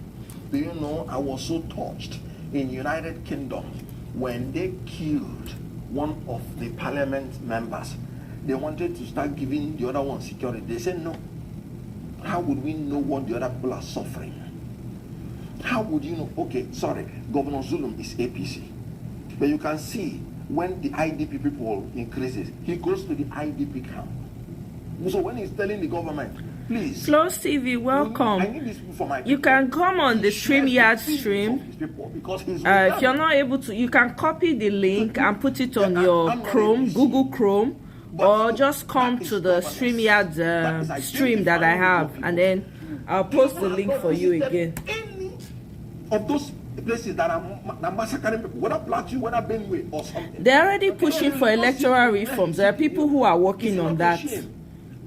There's specific people that are working on that. Of achievement this president has is the one is dancing. I don't know how active you are on Twitter, but there are a number of people that are pushing that electoral reform. In the billboards. But that's not correct, Mr. Okonkwo. Now I will take you and show you. You know, as after 2 years in office. I know that's not by I know that's not by the government, the billboard you're referring to. Yeah. But Mr. Okonkwo, we have to leave the conversation here tonight. Thank you so much. Thank you very much for sharing your views, your personal opinions on the matters arising on this subject matter. Mr. Okonkwo is a lawyer, public affairs analyst.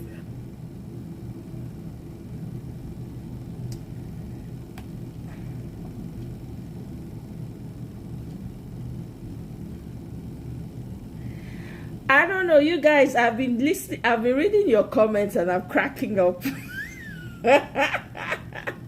Come, what Seed Guy Walele has left the house. You guys are going in on Kenneth Okonkwo. Please tell me what he's done wrong.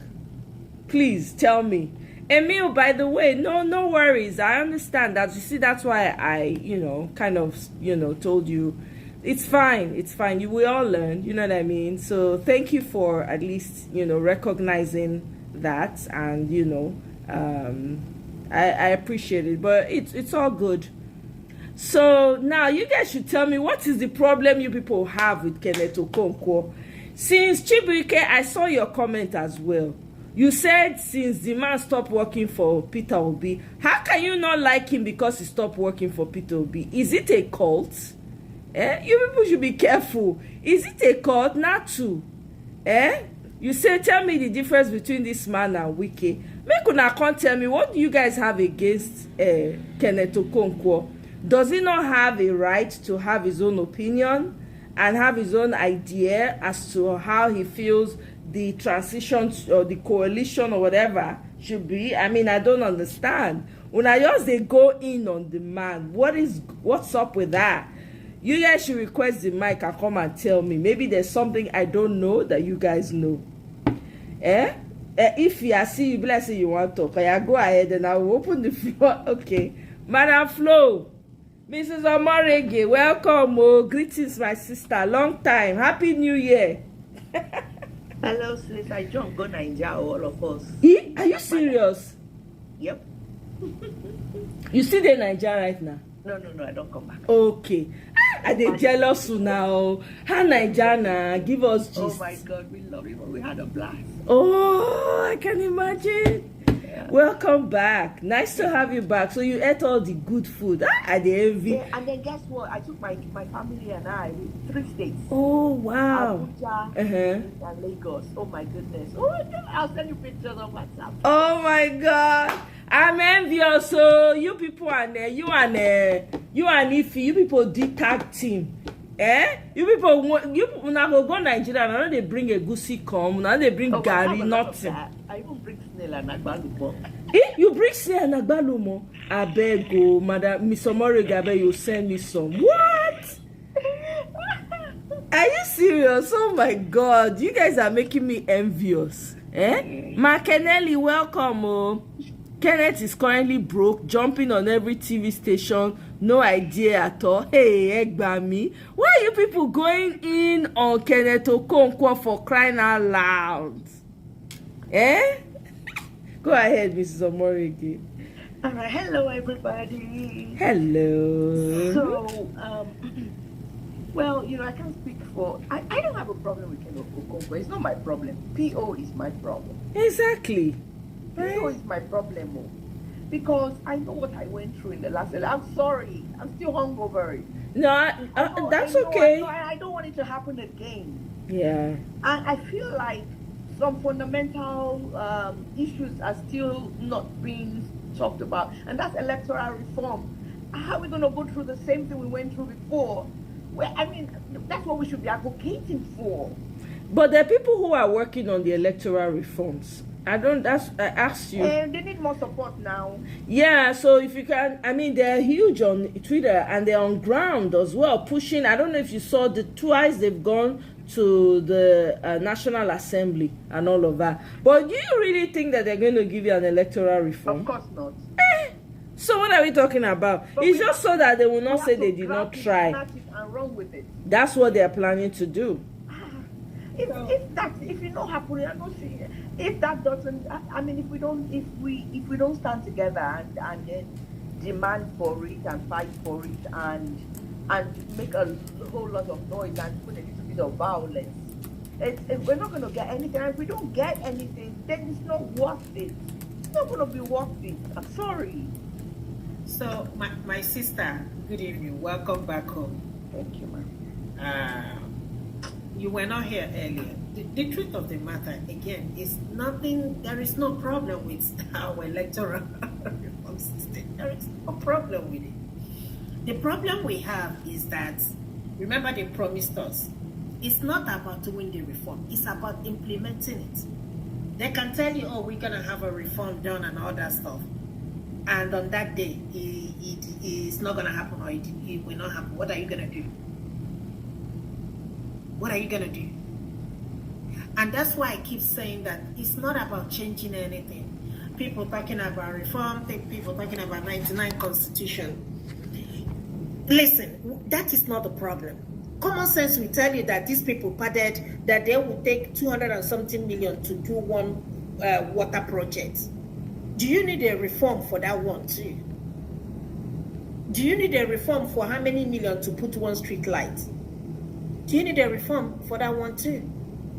Do you need a reform? Is this thing not about corruption? We knew that Peter Obi did not lose the election, the last election. I want us to understand that he did not lose that election. The election was rigged. We all know. So it's not even about the reform. They promised us that they're going to give us the result immediately. That they're going to, the beavers or whatever they call it, the IRF and all that nonsense. What happened? So they can do reform from now to generation to come. But in implementing it is where the problem is.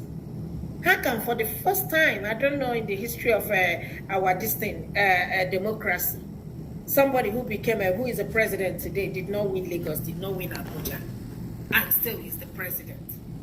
And during the interpretation, they twisted it. Not only did he lose, how can you lose in a state where you were once a governor, you say you were the best governor, and you lost woefully. So it's not about reform. What I said earlier is this, it's not about voting. When you vote, you have to get that vote. People need to come out swinging in 2027. If it's just for you to go home, vote and go home. The same thing that happened in 2023 will happen again. And that's why Tinubu has hijacked everybody. You watch, if you listen, my sister, people that will come out today to criticize Tinubu, immediately they are called, they go back and come back as if somebody poured water on them. They will go numb and dumb. They won't talk again. They'll be like, we have to give him time. We have to give him time. And you will not hear from them again. So it is left for us as citizens to come out and say enough is enough. We can overwhelm these people. We can decide if that election is going to hold or not. We can decide to shut the country down. It's in our hands. So you can vote all you want to vote. The question whether it's going to be implemented, that is going to be the question. So I understand where you're coming from. But let me repeat it again. Peter Obi did not lose the election. The election was rigged, hands down. Even with all the manipulation and all the number, why did it take you guys how many days, to release the result? Election that will happen in other countries, you'll be seeing the result live on the screen. You don't need to go nowhere. You vote and go home. You wait for the result, and you'll be seeing it on live video. Even in the country where we are, it takes within The same day you will get the result. You don't have to wait for the next day. But it took them how many days to release the result at 4 a.m.? Who does that? Tinubu well prepared. Everybody was sleeping except Tinubu and his team. So we have a long way until we're ready to repossess or retake our country. We are not going nowhere. Welcome back. Thank God for journey messages. Thank you. How Nigeria now? What's your own observation of the situation on ground? Well, my observation will not be like accurate because right. I was a tourist. I had money. Yeah. So you were eating suya left and right, peppered snails. I could afford to go to get whatever. Exactly. So it won't be very fair if I come out here and say whatever, except that I thoroughly really enjoyed the country, and it makes me want to actually go back. I know. We all want to. Nigeria is a beautiful. It's a lovely country. The people are loving. Yes. Yeah. It's a lovely leaders. Yeah. Imagine if that country is working. Yeah. Imagine. A lot of things have changed. I have to tell you. I went with my grown-up American kids, talking about children that are 27, 22. Oh, they will enjoy it. Yeah. And the fact that they could just relax from Uber Eats. Yeah. Uber Eats to bring it to the door. I mean, it was I love Uber. Even Uber said one time driver not pick up. But yeah, we go where we want to go. A lot of improvement. A lot of things have improved. So many stores to go into. But I was only there last year. But last year I didn't do much. I just went to Benin and Lagos, and that was it. But this time I added Abuja to it. We really, the children had a blast. That's so good. I'm so happy about that, because what I wanted to achieve was so that in the future they can say, what, we're going on our own, and all that. And I was able to achieve that. So thank God for that. Another thing I want to say again is, so this issue also, that another issue that we had, big issue we had at the last election, was when they were saying that Labour Party didn't have enough, representatives at the I keep calling it tolling booths. Sorry, what do they call it? Polling units. Yeah. So I mean, the whole thing just I don't know. That's not even the point. The point is that our system is corrupt. Let's understand. Exactly. Even if we have a free and fair election today, as I'm talking to me and you, Tinubu is gonna lose this election. I mean, if we have free and fair election, whether you mount all the men, everybody in the political polling units, at the end of the day, it takes one person to decide who wins the election and who loses. I mean, how is that possible? All you need to do is just you sell the country. Tell them to swear. For those of them that are Christian, let them hold the Bible and swear. For those of them that are Quran, they are Muslim, let them hold the Bible. INEC, what's the INEC chairman? What's his name? Mahmoud or whatever his name. And that guy is still there. Tell him to hold the Quran and swear.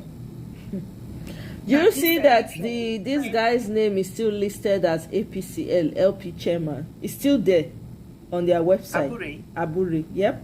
I believe that they are blackmailing that guy this time. No, they are using him. They are using because they want to. Yeah, they want to be able to. What they are trying to do, I think Sid said it so eloquently the last time he came up on the panel. They are looking for a way to demarcate, to kick Peter Obi out of the race. Do you understand? So if they leave it hanging and vague, where we're not sure who the chairman of the Labour Party is, guess what? Let's assume Peter Obi is obviously going to win the election, right? They will now find a technicality and say, INEC will say, oh, at the time he did the election, this person was not the chairman. So based on that, the elections are null and void. That's what they want to do. And we know. Do you understand? Yes. So that's why they're keeping it vague, because they don't want to remove. So, and PO even said it, and that's part of the title I used. So Labour Party crisis is instigated and sustained by the APC. So they are really working it to make sure that whatever it is, it's just that the people in Labour Party, they are mumu. All of them, it's all about what they will put in their stomach. If it wasn't that, if they were visionary people, they don't even need to argue. Collect the money, I don't even have problem. Collect the money, the man has money to spend, collect it. But choose the people. Choose the side of the people. But no, they're not going to do that because they're greedy, desperate, demonic human beings. Occultic people. I'm telling you. So now we go shine our eye. All this electoral reform, the reason why I don't even bring the electoral reform discussions here for us to be talking about is because I know they are not going to give you people electoral reform. Make it be like say we not do, like people not try. You understand? The reason why people are actually pushing for the electoral reform is that they want to do their own part. Like we did, we tried to do this, we tried to do that. You people pushed it back, you pushed it back, so that when they reach to fight, when the fight come, you'll get every reason to fight. The answer for us to get Nigeria back is we have to fight and snatch it. There's no nicer way to put it. There's no Makenelli, you are just going in on Kenneth Oko. What did the man do? I've asked you people are not answering. Me, I don't see the man has a right, to have a difference of opinion. I be not get right. Oga Mark. You are just going in on him. You are even laughing at him that he did not get invited for the book launch. By the way, I didn't know the book launch was today. I think I miscalculated the date. You are going in on him, Mark, as if he's going to pepper him. And Kenneth Okonkwo has a different mindset. He has a different way of seeing it. He has a different way of looking at it. See, one road not they lead to the destination. Maybe that's the trajectory he wants to take. And I've asked Chibuike. Chibuike say he thinks he's supporting Atiku. That's okay. He has the right to support who he wants to support. You understand? I am not getting in my feelings over Kenneth Okonkwo. I still respect the man regardless. He spoke his mind at every given time, whether you like it or not, right? But that does not mean that, we should now be throwing, come on now, Mona, why not they do like this? Yeah, they support Atiku, but there's no problem then. If that's where he wants to support Atiku, no problem. Let him support whoever he wants to support. The same way, do you know how many people are supporting Peter Obi? We are many, we are in the millions. Do you understand? So, if one person decides that they don't want to hate, or you know what, it's been real. It was good while it lasted. Wish you all the best. We keep it moving. We are the ones that are important. We have to ensure that we get our country back. We have to put action behind our words. Now we matter now, not be Kenneth Okonkwo. Who cares what he thinks? I'm not going to support Atiku for what? Atiku that will come there and be sharing gifts to all his friends and his 101 children and grandchildren that he has. That's a village. Una go dey spend money in Yafunafu. You people are crying that TP is taking trillion. When Atiku go enter, una go. If I'm no even tika. Atiku no fit enter. Make it pack up that wetin that they call am in ambition. Make it your pack and go sit down. Make it go dey play with him grandchildren. We don't need an 80-year-old. Do you understand? So it's up to us. Now we should focus on ourselves and what we need to do. Mona leave Kenneth Okonkwo alone. That's my own personal opinion. If I want to continue to drag the man, no problem. But he does not have to put head where everybody's putting head. One less person to worry about. There are obedience that have come out. Oh, we're no longer obedient because we don't care. We have millions, man. We need to be talking about mobilizing, strategizing, doing what Ghanaians did. That's what we should be doing. I beg, if anybody decides they want to go their way, may they go, man. See the coalition. Do you see it as something that's going to work? Look at who they are pitching. Amechi, and who is Amechi? How many votes you say Amechi want get? Who know him? I beg, mo will stop all this thing. Mo na leave Kenneth Okonkwo. I respect the man. He tried for us. When he did Labour Party, he tried for us. If Nigerians still think Abure is the weapon fashioned against us, I'm telling you, Amaka, welcome. Julius Abure did not do his job during the election. He said they had thousands of polling unit members, but it turned out it was a lie. Yeah, Do you understand? The guy messed up. No vision. When you have visionless people, this is what happens. People that cannot think. Go ahead, Ify. Go ahead. No, my sister, but it's all these things were planned. Of course. I believe he collected money. Yes. And that's why the INEC chairman cannot say, okay, we are going to remove you. Yes. So they know what they're doing. Exactly. It's a collaboration. Look at what I saw. Ghana cedis becomes the world best performing currency after appreciating 16% against the US dollar. That is working and showing right there. Yeah, and they've taken over their mining. Some of their mining, gold mining. They've taken it over. Exactly. I mean, come on now. Because of that, these people, they thought say made people not they travel go Ghana again. They try to demarket the place at this time. No. This 11th hour. No. What is happening in our country is deliberate. Exactly. They don't want it to work. Exactly. That's like you saying, no matter how, whatever you want to do or say or anything, no, they don't want it to work. It will not work until we rise up against these people. Exactly. If we don't rise up, we are not going nowhere. Exactly. Everyone will just come and go, just like 2023. Let's understand that. So much into the poll. We have to take, you know how they say you take it violently. That is the only way you can take that country, reset that country. Exactly. If you are quiet and waiting for miracle to happen, there is no miracle. The miracle is near you. God is not going to use anybody come down from heaven to fix this country called Nigeria. I'm telling you, it is me and you that is the angel that is going to sort it out. It's not. We will. Yeah. Fight for the soul of that country. Other than that, we will stay here. 2027 will come and go, and they will loot and loot. Please don't even say it. 2027 will not come and go. I beg. I retract that statement from the atmosphere. Until we have, that's what I'm saying. Until we gotta fight for it. We have to. There's no way out. Yeah, that's true. There was an interview where they asked Kenneth if he would allow the Southerners to finish up. He said he doesn't. Yeah, because his own way of thinking is that he believes in that fairness. Like, okay, let the North have 4. That's how he wants to think, which is okay. Me, I don't have a problem with it, to be honest. That's the way, that's the trajectory. That's the way he wants to see. No problem. Go ahead, Ify. Let me say something. You see, again, we are not yet serious. We have done this North and South thing for how many years? And this is where we are still. Where we are up until today. We have done it. What I say in Nigerian politics, we keep doing the same thing over and over again, expecting a miracle to happen. This North and South thing is not gonna work for us in this. It's not. It's not. It's not. It's dead on arrival. To be honest. I don't care if the Northern has been the president, but the country is working. I don't care.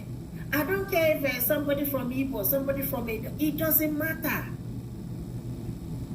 But he said these people will do 8 years. And that's why I said no need for us to conduct the election. If you guys want to do North and South, during the time of Northern, we tell them, okay, Northern, oh yeah, give us president. We don't have to waste money conducting election there. We give them money to conduct the election, and they will give us our president, and we move.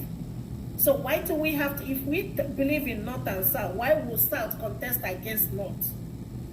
It just doesn't make no sense. And still, can somebody explain that to me? If you all believe that, okay, these people will do 8 years, and then the next one will be the other people, they will do 8 years. During the time of these people, we just give them the money to conduct an election. And they will give us president and we move. So we are still confused in that country. We are still confused. We don't know what we want. Huh? We don't know what we want. Anything that will happen in that country, people will not follow it till the end. They will sweep it under the table. Give it 1 week or 2 weeks, it will die. In fact, few days it will die down. And nobody will talk about it again. Look at what happened in JAM. The kids that went to take the JAM. Nobody's talking about it again. One of the students died. Nobody's talking about it again. Natasha's case, nobody's talking about it again. Obina that was arrested, nobody's talking about it again. We will come on internet and yell, and that's why these people take us for granted. They will never take us serious. Because we are not. they know our weak point. They will talk to themselves. Just give them 1 week. You know what? My own is that here's the thing, right? All this one that we're saying is good. The cocoa of the matter be say, make everybody ready, and just have it at in their subconscious. Let it be settled. Nigeria must be taken, whether they like it or not. You understand? Whether we like, and you know, Amaka, you made a statement earlier that they are waiting for Peter Obi to come, and it's not up to Peter Obi to take any Nigeria back. It's up to the citizens. It's not up to how many people Peter Obi be. One person. Okay, what if Peter Obi come 2027 say no do? What of that? He said there's a possibility. Do you understand? If the man say no do, I don't blame him. But I'm just saying, right? What of that? So it's up to us. We need to get that into our brain. So people, when they talk all those things, now people when never know what's in they happen. When not ready. So those ones are not they bother even wasting my time listening to them because it's bullshit. What do you mean you are waiting for Peter Obi? How now one person let that man be? The man he don't already do much more than all Nigerians have done in their lifetime as Nigerians. What are we talking about? And I hear your concern, Chibike and Kene, that you guys say he's he's not demarketing Peter Obi. That's what people don't understand. If Kenneth Okonkwo says whatever he wants to say, now he get him out. Now one person, right? This is why I said, and I've said it before, a Labour Party needs Agbero-like people speaking for them. All this gentility is not going to work. All this softness is not going to. We need people that their voices are loud and threatening. That is what we need. Not be gentle. That's it, they piss me off.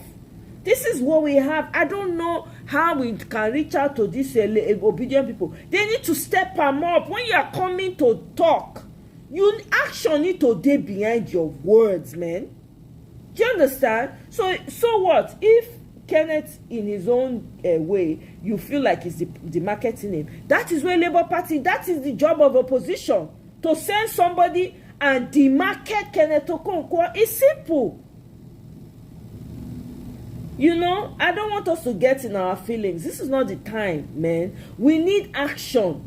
We need action. Even that Senator Nenadi, no action behind her. I don't know. I don't like her. He need to come, boom, boom, boom. When did they come? Like this one, they say they come any news station. Their chest supposed to they race, go they beat. That's what we need. If Kenneth Okonkwo they talking, help you go get people when you go they talk, or whoever wants to, you know, be the one that will be speaking for. Kenneth Okonkwo is not the only one that can talk blah blah blah. We have people who can talk blah blah blah too. You know? So I don't want us to get carried away by what I don't care what Kenneth Okonkwo does, because the numbers, the people that are supporting Peter Obi is doubling by the day. In case you guys don't know, more people are believers of PO now more than ever before. Personally, I don't even want him to be doing media rounds. He should see scarcity. It's what's it called? It's powerful in and of itself. Make yourself scarce. No, they can't talk. All this is when Peter Obi can't talk. They don't talk on before. How many times? I beg. When we focus on what we need to do,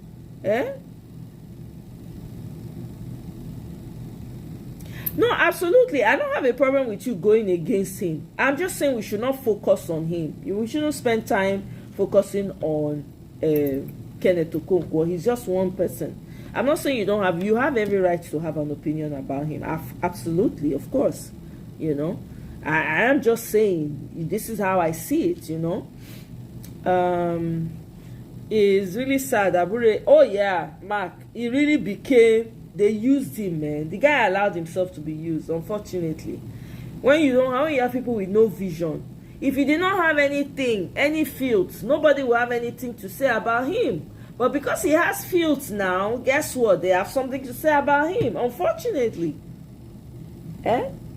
When you have integrity, nobody would have had anything to say. But because he does not have integrity, guess what? They have stuff to say about him. Used by Jagaban and his bagmen to lead exactly. Because they definitely have something against him. They have something to hold over him. That's the problem. They have something to hold over Abure. You know, we really need to be action focused, to be honest. I like the way the Ghanaians did it. No noise, no talky, nothing. They did what they needed to do. That's what we need to be doing. If Ghana did it, why can't we do it? Is it only in jollof rice that we are better than Ghanaians? Eh? I beg, we should even stop all this better than. Nobody's better than anybody. I beg. That's the idea for coalition. Coalition is a medium of bringing Atiku presidential. It's not going to happen. Atiku presidential is dead on arrival. I can tell you that for free. Who want go vote for Atiku? Within 1 million children, may come finish waiting remain. No now. I beg, may go sit down. He's going everywhere, recruiting core northerners to support him. And it will not work. Peter Obi is loved all over. It not go work. Okay, no problem, Ify. Do you realize that there are people who are sitting on the fence? Kenneth's speech can cause a lot of issues because opposition are reciting his tape. It doesn't matter. It still does not matter. It depends on how we present ourselves. It depends on how the people around Peter Obi respond to him. That's what matters. That's what we're not getting. If you get caught up on what Kenneth Okonkwo is saying, is that the real issue right now? Is he not taking back the country that matters? It doesn't matter. People are going to have different opinions. People are going to have different choices. We cannot do anything about that. Okay? We have to step up, level up. We have to know what we're doing. We have to be strategic. Okay, Kenneth Okonkwo has said this. Somebody can decide, even social media can decide, let's run a space on this and talk about him. It's possible. Somebody can do that. But you think that they're not going to try to demarket Peter Obi? They're going to use whoever makes themselves available. They will. Okay? Not be today we know. Nigeria, they go use your own person against you. And if the person, they compromise, they go use them well. So, the people around PO need to step up. The media people around PO need to do a better job. It is up to the people in the media team in PO to do the job, to respond to Kenneth Okonkwo. It's not by us crying and lamenting that Kenneth. So, okay, let me go further. They might say, oh, he's an Igbo man and they're using. Now today they start to do that kind of thing. Not be today now. We know their trick. Not be today. Do you understand? PO needs to activate a media team. When they go, they respond with power. When you go show, when the media people want to respond to Kenneth Okonkwo, you go match in energy, surpass him. That's how you do it, man. Somebody like Aisha respond to Kenneth Okonkwo, you don't be that. You go respond decisively. We need people who can talk. His media people need to step up. That is the main issue. And I'm going to say this again. I know I've been saying it over and over again. Nobody can demarket Peter Obi. The more you demarket the man, the more his popularity grows. No this and no peace. There's nobody. PO is destined for a time such as this. There's nothing anybody can do about it. The more you demarket, you say anything negative about him, his support triples. I don't know. If you guys did not know that from the last election, even till now, I don't know. You should pay attention. That's what happens.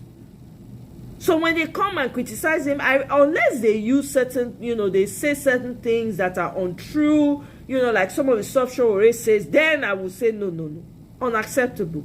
We're not going to allow you lie on our candidate just because. No. Because you feel you can. No. Okay? So let's not focus on Kenneth is not the issue, I beg. Let's put Kenneth one side.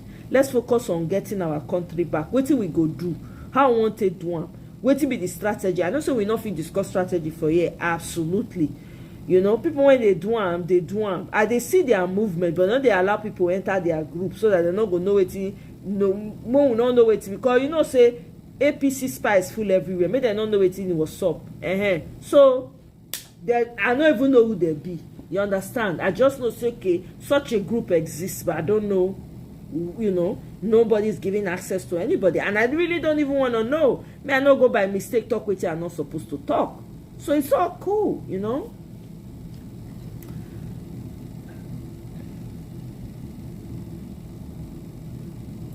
Tanko is not doing a good job. Yeah, exactly. We need some. So that's what we should be pushing. We need to revamp his media. We need people when they carry volcano for head. When they talk like this, fire go they come up for their head. That's what we need. You understand? We don't need to be crying like babies or saying this one said no. Somebody says something, you respond. In your face, respond. You understand what I'm saying? That's what we need. So the question, the focus now, because we gotta be focusing in-house now. Not what somebody thinks. People are gonna think, people are gonna say all kinds of things. They're trying to demarket the man. You and I know that. But we need action. Who are the people in his media team? Why are they not stepping up? All these muke people. Strong, like come out and talk with somebody who Atiku. You understand? Fufu, come out and say boom. As they talk and the thing go they hit their chest. Come on now. That's what I'm talking about. We should be talking about how we're going to fix in-house.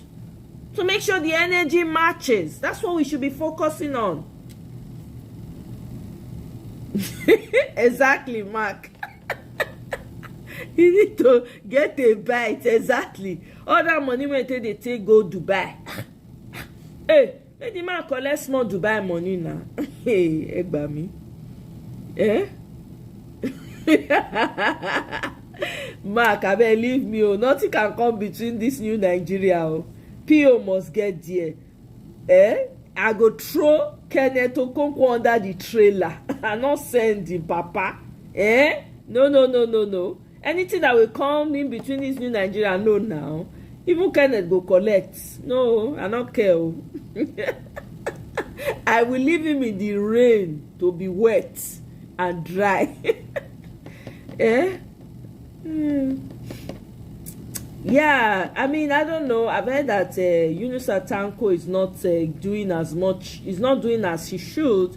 I've seen some comments on Twitter. People have, said he's not doing as much as he should as a media person, but I think he's the one in charge of the media. We need somebody more vibrant. I'm sorry. I mean, I respect Tanko. I respect him. Even Ibrahim, the guy that I invited the last time. Ibrahim, what's his last name? Abdul Karim. He is even more, his words, they carry fire. Those are the kind of people we need. Those are the kind of people we need to be responding to these people. The interview on Monday. Today, right? And the book launch is all part PO. Okay, PR, okay. I didn't know it was today, to be honest. I was out of the loop today. I didn't know it was today. Someone will chill. Let's think, let's brainstorm. Let's, if you're already part of a group, strategic group, please go continue to do the work, because I'm telling you, the focus now is how we're going to get the country back. That's what we should be focusing on. Not, what this one said or he did not say. I'm not saying anybody, Papa. Is Nigeria going to be okay? Can we get it back? That's the cocoa of the matter. Let me play this video by Mr. I was babysitting. Oh, sorry. I was going to play this one first.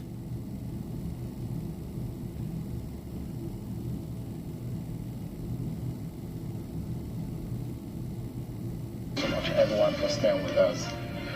Chief Shagun Shomi is one of perhaps the most vocal member of the People's Democratic Party. He wanted to be governor of Ogun State, and he also spoke for the presidential campaign organization of the PDP in 2019 and 2023. He's a very well-known ally and supporter of Atiku Abubakar, and he's been speaking in recent time about the government of Bola Tinubu and the APC. Doesn't agree that they're running this country well. But yesterday, Chief Shagun Shomi was saying in pictures meeting with President Bola Tinubu, a man that he has heavily criticized either in the elections or after the elections. But what exactly has gone wrong? If you see what a lot of people have reacted on social media, saying maybe he wanted a position in government, and that's why he visited. But not much of the reason behind the visit is known. But how suddenly can an arch critic of the government of the day now be seen shoulder to shoulder with a man that he has heavily criticized? Mr. Shamushomi is live for us in our studio here. Thanks so much indeed for joining us tonight. I didn't know it was going to be this early for you to come back to the program, but it was necessary after that meeting yesterday, which got a lot of curiosity. Are you still a member of the PDP? First and foremost. You're a member of the PDP? Of course. Okay. You visiting the president? Does it sound like ask your question so I can answer? No, I'm asking you. Yeah, okay. I mean, you are anticipating a certain question. No. But I'm building up to that question. Okay, so the question is, does it sound to you, did you get a permission, like Governor Wike said he did, at the World Local Government to get the appointment? Did you get a permission before meeting? Can you just relax? I'm relaxed. Okay, thank you. You know, I feel that you should have the right of first to hear the story, because you are my man like that. Everybody knows that I've known Ashaju for a long time, even way before he became a governor. He was governor for 8 years. I never visited him. And he ran and luckily put Buhari, in that team 2 times. I never visited him. When his party, the APC, won election in 2015, I knew that some rescue had come for those of us who believe in the pan-Nigeria stable democracy. I was invited, but I felt at that time that, look, let's let the party just survive, and those who brought it in at first, let them settle the party and grow it organically. I don't like to go to people when I have not invested some energy into their play. Now, I have been in PDP longer than most, and I'm sure that if we were to go into the archives and we were to bring all the rushes of interviews of people that have done for PDP, nobody bar none since 1999. Now, what happened? I had gone home for Salah, and one of our leaders, whom I will not mention, the deputy governor, had called me, and I thought he wanted to just, say hello to me. And Abio said, hold on, and how are you? You have to come and see me. Now let's first start from the fact that who the hell is the person I'm going to take permission for to see the president of the Federal Republic of Nigeria. So the president spoke to you on the phone? They are not listening. I'm trying to understand. I'm giving you as much as I can. If I'm sitting with her, he doesn't understand me. I'm trying to give you as much as I can within limits. Okay. From the phone of the governor, I knew that I was invited to have a meeting with him. The next day, I was still free. The third day, I had to go.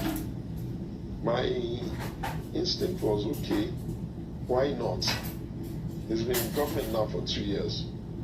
It's not a bad time to go and have a conversation with him. Those who know me well, they already know that I used to run a program called Lions Den.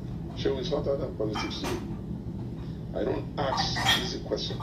I ask very tough questions. I ask very probing questions in the most polite way. But there'll be questions that if you don't answer, you'll even know that you kind of like don't know the answer. And I have a deep relationship with the president. I can look at him from a distance and look at what he's doing from a distance without talking to him for 10 years. And I can always put the block in, this is why he did it, this is why he did it, this is why he did it. I've known him since 94. And I did not know him as a cheerleader. I knew him as a top leader that was engaging in the process of how do we rescue this country. And even at that, there was one thing, but never been. I had to go to him now for 3 reasons. The first was that I was concerned that this democracy was faltering, and I didn't think it was his fault, even though he was mostly blamed. I could not understand how, after about 20-something years, political parties would just suddenly assume that they have an escape route of blaming others for their own woes. I didn't like that, and I wanted to be sure that what was going on there. The second reason is that I began to become a little bit uncomfortable with the demonizing of all policies by those who don't understand what it takes to design futuristic ideas that could work.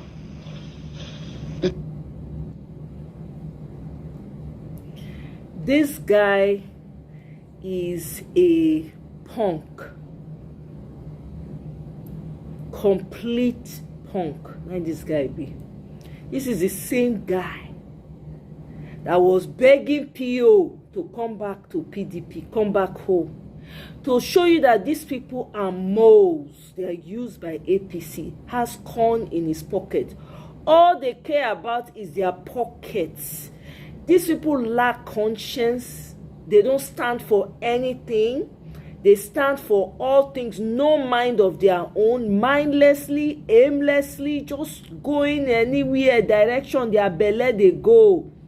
The same thing with that fire shake guy, all of them. Now so they talk with 15 sides of their mouth. What a shame and an embarrassment. What a disgrace. This guy came out.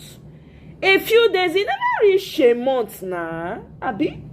He never reached a month when this guy come out. May you see, oh, say, I just dey sorry for P.O. I don't go lie for now. I dey sorry for that man. To be honest, the load when that man they carry for his shoulders, not be here. See this mumu, when he come out, they talk, oh, P.O. should come home, he should come back to PDP. They should have allowed him. Look at him, hungry ass people. Hunger want to finish them. As long as they will remain in their part. All the reason why he's siding and joining APC is because he's a Milocon. He is a branch of a Milocon. They are just now revealing themselves. This is why I say I don't have anything against these people decamping to APC. Well, lie, I don't. Because I want it to be, it is clear where all the enemies of Nigeria are. We know they are in one party. I'm telling you. Look, hear him talking. Look at him talking. You want to say, oh, wait till they talk. You know it. And these are people with PhDs. These are people with PhDs with different certificates. No integrity, no character, zero. Nothing. They don't stand for anything, fall for everything. Hungry people. With all the money they have, whether in a grave that they dig the money put, we don't know. You know they show for their body. You know they show for anything where they do. With all the money where they don't thief, divide amongst themselves. Look at him. Conveniently now coming. I noticed the APC, the PDP, the all they do. As he's trying to sound intelligent. And people will watch this thing and we clap for him. Ha! I just say, make I bring a con here. I beg. You gonna listen to the mumu. So this now for record purposes, so that in future enough he come out, come talk. Look at him. Whether this is a humiliation sacrifice that they need to make to join APC, I don't know. It's so shameful. So shameful. The thought was that I felt okay.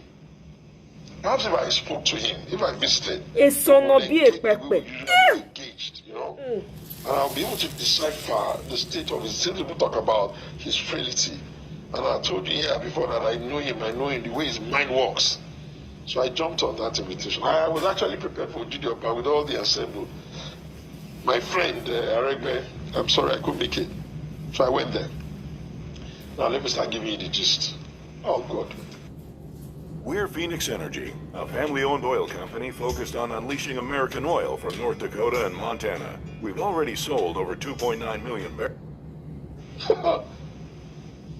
First of all, his brain is very alert. His feet, never mind that he's frail. The type of questions I asked him, you know, when you're asking someone a question at the...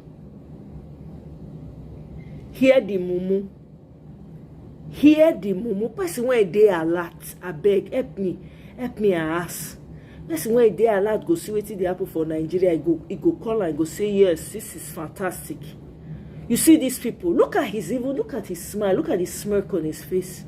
You can tell that these people are not serious. They know what they are doing. They are all behind. All they're doing is planning on how they're going to split the money, how much they're going to get. These are the moles that they planted in different parties to go and feed, collect information here, collect information there, go and feed their T-Pain master. Look at him. trying to sound intelligent. Ha! Tofiakwa, God forbid. The person is answering without looking at a book, and is answering the way you know that, okay, he's saying it the way he sees it, and you are agreeing. You have to know that the touch point at which he's answering those questions are previously reflected. And you've never invited me to an interview, give you the question before I come. It was like that. I asked him, let me share one. So the president was mentally and psychologically alert. Oh God. His brainwave, because I've known him for a while and I know how he thinks. His brainwave. Oh, Shehu, I don't do psychophancy. I don't even know how to be. I said, I don't know how to do it. He opened up by saying whether I wanted to be on an appointment. The only time I was ever on an appointment in government was the government of Otumagbe Gadane. When I was in government, and to his credit, I was like a pain in the ass. You know why? I can't stand when people get to one after the other, one meeting just doing psychophancy instead of cutting to the cheese. I used to do that a lot. If I have a soft spot for Daniel, it's because he had the ability to take it on. The hotter, the better. I don't have the bone. And so now. Just a moment. With your meeting with the president now, is it likely that you can work with him? There has never been, God, there has never been a doubt that I can work with him. There's never been a doubt. Even as a PDP member, if he had invited you, they had given you an appointment, you would have taken it. I don't do that type of nonsense. If I am going to work with the president, I'm going to leave the PDP. Because I'm wondering, completely. Just a moment. What is the moment? Because I'm going to work with the president. I'm going to talk to the PDP. So the question is, I'm here for 27. You have sat in this same chair and you've criticized. You think that this government is rudderless. Yes. Yeah, that's the point. You held that view. You also said that there's been a lot of ethnic concentration, lopsidedness. Yes, of course. And I feel so. Yeah. And you think that the way and manner this country is going under the Bola Tinubu government, although you said that you know him very well, but you don't think that the man is leading us anywhere. Those are some of the views that you have shared on this program. Do you see all those thoughts? Let me help you. Don't mix pink salt and ice with these 3 ingredients unless you're ready to watch your pants start falling off in just days. My husband begged me to stop. When he set up his government, the beginning of the ministers, I was honestly not happy that some locations got more. And I was particularly unhappy that the Southeast got only 5. I didn't like that. And I didn't spare that. I didn't like that. And the reason for that is simple. I feel that to manage the balance of the country and to build consensus around decisions, all the critical components must feel that they are treated equally. But guess what? We talked about it, and he has balanced it. Most people don't even remember that commander of one of the agencies, Ogala, is an Igbo man. He has balanced it. And then let me give you another one. Remember I said to him that I think that I thought that Yemi Cardoso maybe was not, that maybe it was because he was a Lagos person from him. The president gave me an example that shocked me. Because I told him, I said, listen, what's this? And he said to me, Shagun, do you know why I put Yemi there? Because even I cannot even give him instructions if he doesn't agree. And he gave me a good example. I said, I won't tell you the example, but he just told me that. I told him, do this. I said, Mr. President, no. I said, I'm the president too. I said, everybody knows Yemi. His eyes are on the inflation and the money in circulation, that kind of stuff, and monetary policy. So, I asked him, what about Governor Wiki? The kind of questions you can ask him. Anyway, bottom line is that I have to be... What did he tell you about I will tell you that later, but let me finish. Because I've heard a lot of annoying jargon, like I can't visit him. There are a lot of names people have called you. Sycophants, angry man, that you are seeking for opportunity, that you are a lot of things that people have called you. You being a critic, you think Nigerians will not criticize you? I don't care about I can't stop because I invited you. Now ask you the question. You are repeating, let me just answer you. By the grace of God Almighty, I was born with a womb of a woman that had money. And I was born by a man who was giving his mates money even in the army. Please, I don't know that kind of poverty. We're just humble. If I wanted an appointment from Ashadu Ahmed, I'll be there since. My brother is Bikoli Amosun. In the past, he was governor in Ogun State. We had an issue because I left him for Daniel. He was governor for 8 years. He's my brother. He can never tell you ever came to him to tell him, let's do beggar. But I don't flow that way. I just believe that there comes a time in the life of a nation where you must try to be sure whether the direction that the leader is going to is the right direction, or at least whether it is his intended direction. And I guarantee you, I don't kid myself and I don't have any reason to kid anybody. He's smart. Above average. But you think you never thought that before now? You didn't think that we are on the right track under this government. But after, just a moment, let me ask my question. Can you calm down, Mr. Sheriff? This is my program. I've invited you, and the courtesy between guest and presenter. Let's just establish it. So let me land on my question. My question is this: before now, you never believed that the country is on the right trajectory, but after yesterday, you think otherwise. No. You have not been. You can't. You see. If you have followed me around a lot, I do a lot of interviews, you would have known those things I said they were right on. I told you, and if people say they're going to remove subsidy, there's no simple way. I'll do it smaller, the move is removed. The knock-on effect on subsidy is clear. There's no beating about the bush. You don't even have the money. I've always said that. I said I do not agree, only to the extent that I would have rather he was punishing those who messed up that opportunity for everybody. That's it. I told you, I'm not very comfortable with the devaluation of the currency. And I did tell you, if you recall, that because of an experiment that had been carried out sometimes around 1972, people like us read a lot and we research a lot. Some countries said the market will regulate the currency. Some countries offered controlled. Among the countries that did open market were France, England, and the USA. Among the that did control was Germany, Indonesia, or Singapore, and other. You know what they found out after 5 years of the experiment? Those that controlled the currency did better than those that left. You know why? Because what you call the markets, you can never manage the entire greed and the complication of the market. Because what do you know that the people would do? But that was my reason. But their reason was also a very strong reason.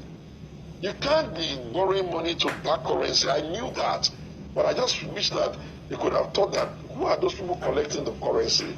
Who are those people doing the arbitrage? So that we can, because they will leave the paper. So the question I was asking earlier, whether or not after yesterday, you had... I think that, if you were born again... No, I don't need to be born again. Philosophy of Bola Tinubu. I don't need to be born again. I've always known him. I've always said he's smarter than his mates. So, but do you know anything different from yesterday? I think what happened when I was with him yesterday is that nostalgia of who I know he is.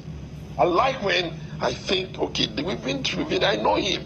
I like when I think, okay, he's there. And people say, oh, this. So I like the fact that he's just as I knew him. So, I agree. Bola Tinubu, you underrate him, underestimate him based on his frailty at home. Do that. And for some of us who have been in Lagos, covered by Lagos, we know him. Sometimes when you come at him as a journalist, you think he doesn't know what he's saying. Exactly. It looks like he has prepared the question and answer for you. Sometimes he even calls you. Well done. His smartness is something. And Babajide Fashola sat in that same chair, and he told me that when people thought that this man is frail and unable to do something, then he lost it. But the question is that a lot of people want to know is. Japanese women weigh less and never hit the gym. The secret? A simple 4-ingredient natural recipe that's 7 times stronger than the Ozempic pen. Drink what we Americans are calling the Japanese Mount. You are an Atiku man. I'm a PDP man. Just a moment. You're an Atiku man. Don't gainsay. I'm an ambassador. You are close to him. Just a moment. You're an Atiku man. Yes, now you have gone to me. Doesn't that look like a betrayal of trust? You didn't tell Atiku before you met him. One of the things that hurts me the most is that most people misinterpret what the role of somebody who speaks for other people are. He doesn't give me the script of what to say for him. I take his idea, I look at him, I ask 1 or 2 questions, and I generate everything I need to say. There's no secret of his that he gave me that I'm giving him.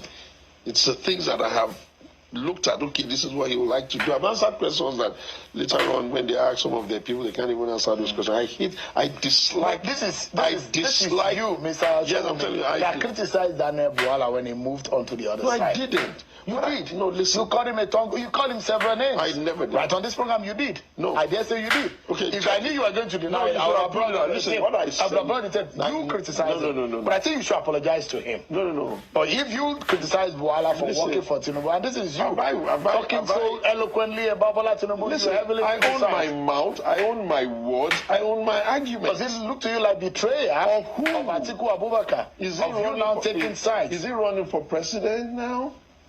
He's running a coalition which everybody knows I'm not part of. Why would you even in your wildest dream think that I don't have my individuality because of what? You know how long I've been in the party? Since the time get-go, I've never left. I won't say the same about them. You see, when you make it this way, I don't like a situation where every time I have to have the question, you force me to have to do a pushback for that. I don't need to.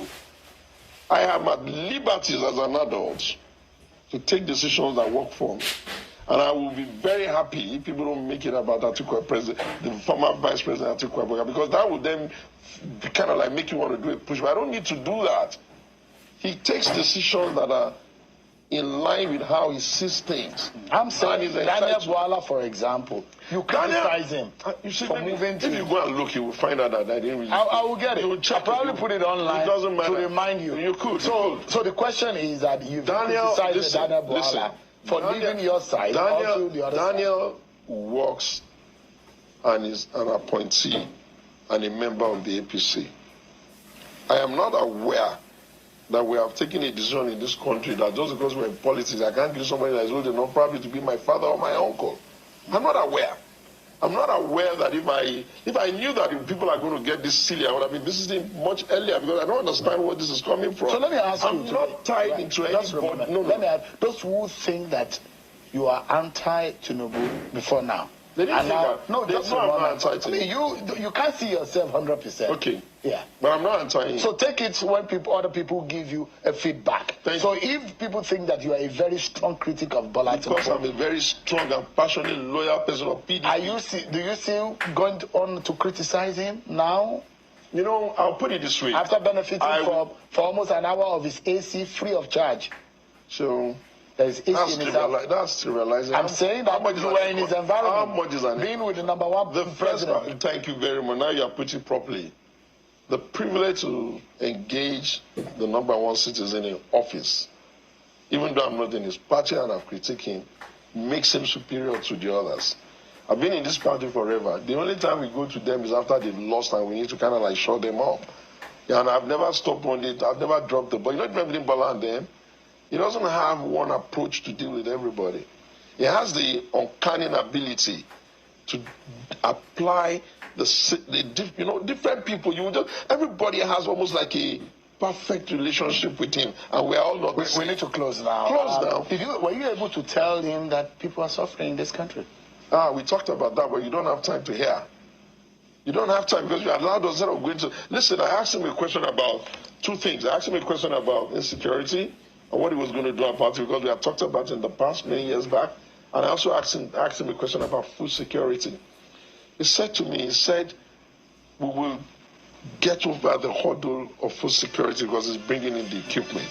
And that specialized areas are going to be given for the north and north. And I then chipped in, how about Ogun? He said, I've just done something for them on cotton and I will continue to do that. He mentioned the number of tractors they're bringing. And then when I said, look, I'm not comfortable anymore. People are dying in security. He said he had looked at it, that it's a bit structural. We don't have enough of everything, but he said, and I believe so, he's going to scale up, something called forest guards for each of the local government. Then he's also going to do something that he said local people from that particular environment will be specifically recruited for the police force to manage. This is show. Thank you so much. By miles is smarter than them. Miles. Even Atiku Abubakar. Can you stop this? Smarter than Peter Obi, smarter than Atiku Abubakar. It's smarter than. You just want to keep saying that. Thank you so much. Okay. For coming out tonight. What other disgrace? What an utter disgrace. What an odd, this is somebody's father. How do these people look themselves in the mirror and lie, straight up lie? He didn't even allow, even the Shey, this is why I cannot stand Sheun's interviews. It was in the same Sheun's interview. The same one, that's where this man was speaking with two sides of his mouth. And Sheun no fit come out, correct him. If a lie say, if I knew you were going to come, you have it in front of you there. When Oju Zokalu came and he was trying to press and push to get him to speak as an Igbo man, you know, he's your brother, you know, he went to his computer right away to go and pull up evidence. Why did he not do the same thing with this man? Why? Why did he not do that? Why did he not do the same thing with his brother? These are the jokers that we have. Imagine this man, straight face, lying. He's even uncomfortable for Sheun to recall his lies and repeat them to him. He's uncomfortable with that. This is how terrible these people are. Now this one now someone with fold hand they look. Now this one now they wait for electoral reforms. He has promised them. He knows he knows these people. He knows all these politicians. He knows them. He knows that their motivation is money, nothing else. What they will put in their stomach, shiny objects, luxury, they can travel, do party and spray money. That is it. He knows what T-Pain knows these people. He knows what to use to bait them. Thank you very much. He knows them, Michael. It's crazy. This interview was infuriating. Look at Sheun there. You get computer for your phone. Why don't you put it there? Play it. Let him be listening to his lies. Can you imagine the audacity? If these people come back 2027, we have ourselves to blame. It's up to each and every one of us, both here in diaspora and those on the ground. If we like, make we not go dey strategize, make we not go do wetin we need to do, make we dey look these people as they loot the future of that country away. How many them be? All of them don't move, go one party now, so it's easy to identify them. It's very easy to identify them for the fraud that they are. I saw a video somewhere during the day today. I didn't save the video, where allegedly they said it was Wike that was on the aircraft shouting Jesus God, because he felt maybe the aircraft was going to crash or something. This they tell you now, say these people, when they're wicked, when they're evil, now they fear pass. Now they fear pass. But because they see say una not ready now, you know, so they toss una like wind. That time don't reach. Now we go now we can't decide. Now Nigerians go decide what they want. If you people want to connect, because I'm only one person, there's only so much I can do. I don't talk and say cho. We need to be strategic. I know some people don't they work for underground, but this cannot continue. If we allow this to continue, we have failed. When we just own them with our chests. Look at our neighbors. They take over their country one after the other because everybody is going in a different direction. Everybody. This is why everybody was shouting, oh, coalition. Is it this type of people that Peter Obi wants to do coalition with? These people that will collect information from his mouth and go and feed it off to T-Pain? Did you see him talking with all sides when he made some dumbass comments on Twitter the other day and people called him out? He was so grateful that people called him. This is how low these people are. No character, no integrity, speak with 15 sides of their mouth. They will look themselves in the mirror. As long as that money is coming in, that's all they care about. That is all. It's up to us, really. It really is up to us. I don't blame them. Now we give them the opportunity to they do this rubbish for our front. If na normal country, that guy not supposed to come up for there like that now. They're supposed to pick him up from there. Because all of them have skeleton in their cupboards. All of them they rush go because they don't want their sins to find them. As if they no go ever die. They no go ever alive. They go live forever. We better know what we are doing. We better know what we are doing. We better get ready. Anything can happen. It doesn't even have to be till 2027. Anything can happen.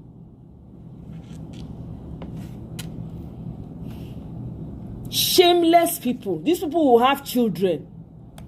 Now person marry this one put for us. Now call her husband. Women they try you.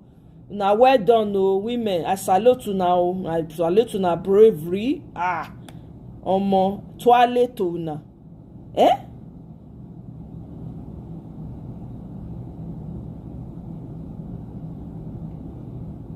I missed a lot of comments. I'm just going to read off all these comments and then we'll call it a day.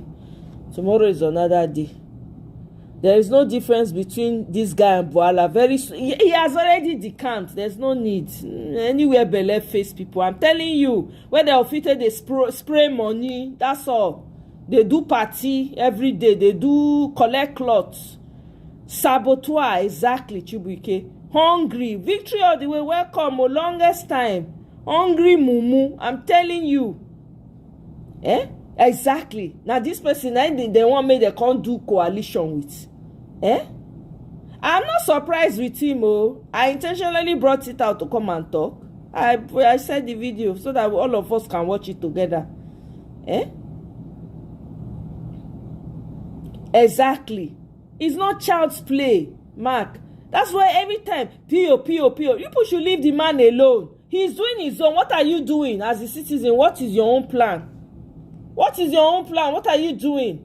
Everybody, they shout P.O.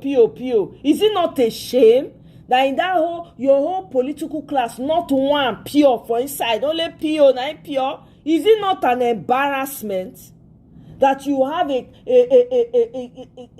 conglomerate of fraudsters, demonic entity as your politicians? Is that not embarrassing? Not one of them has any moral ethic. Moral, when we say they grow up, none of them get them. Or you people don't use money to blind their luxury. Blink. I beg. Yeah, it's better for him to go at it alone. Me, I've always done one. Sure. Make it go at it alone. All this coalition with non-entities. All these useless people. Thieves. Hungry people. He's careful because he knows who they are. All vultures looking for carcass to feed off of.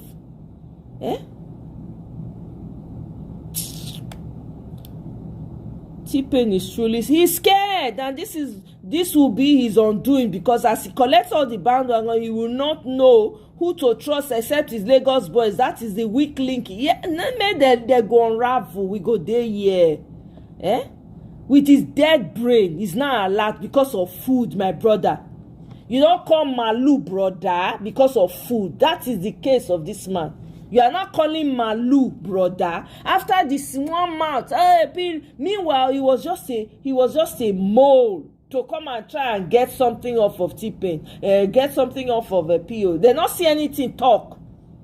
They're confused. They frustrate. They are not going back to where they belong. I don't know how these people look at themselves in the mirror and like what they see. There is nothing more degrading than a man or woman who everybody knows can be controlled by materialism or money. My sister, we are not in trouble, Amaka. Now we go wake up, may we just know, say, this now waiting we get to do. Now that one, when we sit down, they say, oh, we're not going to do what is us. No. We're not going to do that. We need to sit down, say, this is the situation. What do we do? This is what we should be doing. Not be, okay, we talk and finish then, what? So we need to tell ourselves, we need to figure out, we need to find rules where they do strategic things. When we go there, hear what they do. That's what we need to be doing. They are not fighting for good. They are there for their stomachs. Emilio cons. They are there for their stomachs. They just want to go there and get their own share. You know, consign them. See the governor of which state, whether na Ogun State or which one, whether na Ondo, I don't even know Ondo or Ogun, one of them. He go party, meanwhile no road for people to pass. Everywhere, poto. They don't care. These people don't give a damn. And the guy do na credit card fraud. Now they take catch up for years, send and go back to Nigeria. Where was that brainwave detector when this Mumu was begging PO to come back to PDP? I'm telling you, jokers. If Atiku and El-Rufai were serious about good governance, they would have backed. That is what I kept saying. You want to take the country back this man. That's all. Support him from the background. You don't need to be showing your face. We want to negotiate. Yeah, let's put El-Rufai as VP. To hell with that. Nonsense. Greed is all about power. All this small northern group, now how they want to snatch the power, come back to the north, now that they think it's not for the good of the country. But we don't know what we're doing. Exactly. I don't know how they want to. They think that the man can force the people that are supporting him to come and support them. Maybe they try and history is repeating itself. Under Abacha, loads of politicians did the same thing. Majority said he was the best thing since after Slicebell when he wanted to switch from military to civilian. And I saw now a sycophantic talking about sycophants, a sycophancy. I'm telling you. Yeah? Shehu did not do enough. He may go sit down. When you go bring out the video, how many weeks ago did he do the interview with him? Bring out. Show him. Say, is this not you? Did you not say this? This is their brand of this thing, pele. Oh, okay. May I not to go hard? Bullshit. These people know what they are doing. They are all in the same camp. When most Nigerians want to lie, they start moving their hands and gesturing to make it seem as if they are smart or knowledgeable. In general, watch out. You are about to be scammed. Mikey, I beg now. John now. The hubris. Can you see Shehu? They are all the same. They are all the same. Hey, what did he do? 1 second, guys.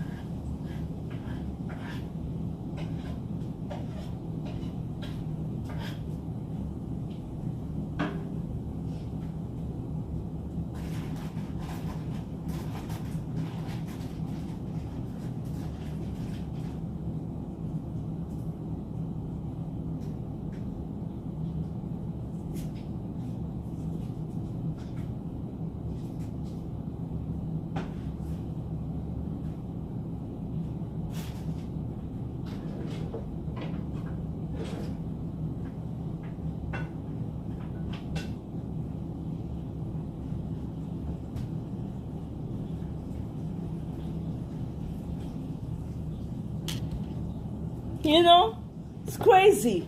These people. No, I beg. We better know what we are doing. I'm telling you, these people are no. What has currency control in Germany and France got to do with what you thought about the cocaine dealer 2 weeks ago? 2 weeks ago. Plus, if currency control work, why is Agbado floating our currency, my brother? Eh? Barely politicians. Their stomach is their god. Their stomach is their god. A sad excuse for a man. Eh? Tinubu knows that these males are governed by money. He knows them. He knows how to bait and catch them like small fish. I'm telling you. He knows. They are all about money. Party. Spraying money. That's all they care about. That's all they are there for. That's why T-Pain is a different politician. He breaks into different groups, but Nigerians have to understand the battle we have. I hope we understand. That is my hope too. I beg Shehu should go and sit down. They are all in the same WhatsApp group. I beg you don't already send out the question when you go outside. Go tell them and say, I'll be tough with you. I will be tough for like a few seconds, okay? That is how he does his interview. I beg the man should go and rest. I know the thing even vex me even more. Eh? We better know what we are doing as Nigerians. We better get ready. All this talk, we need to back it with action. Unless you people want to continue to see this rubbish, this nonsense that they are doing. Eh? Unless we are okay with it, then hey, who am I?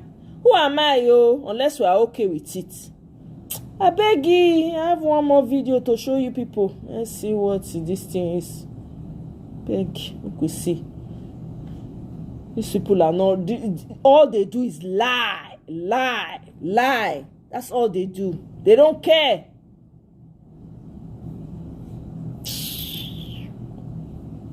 This Japanese trick with orange and cinnamon will stop your blood sugar.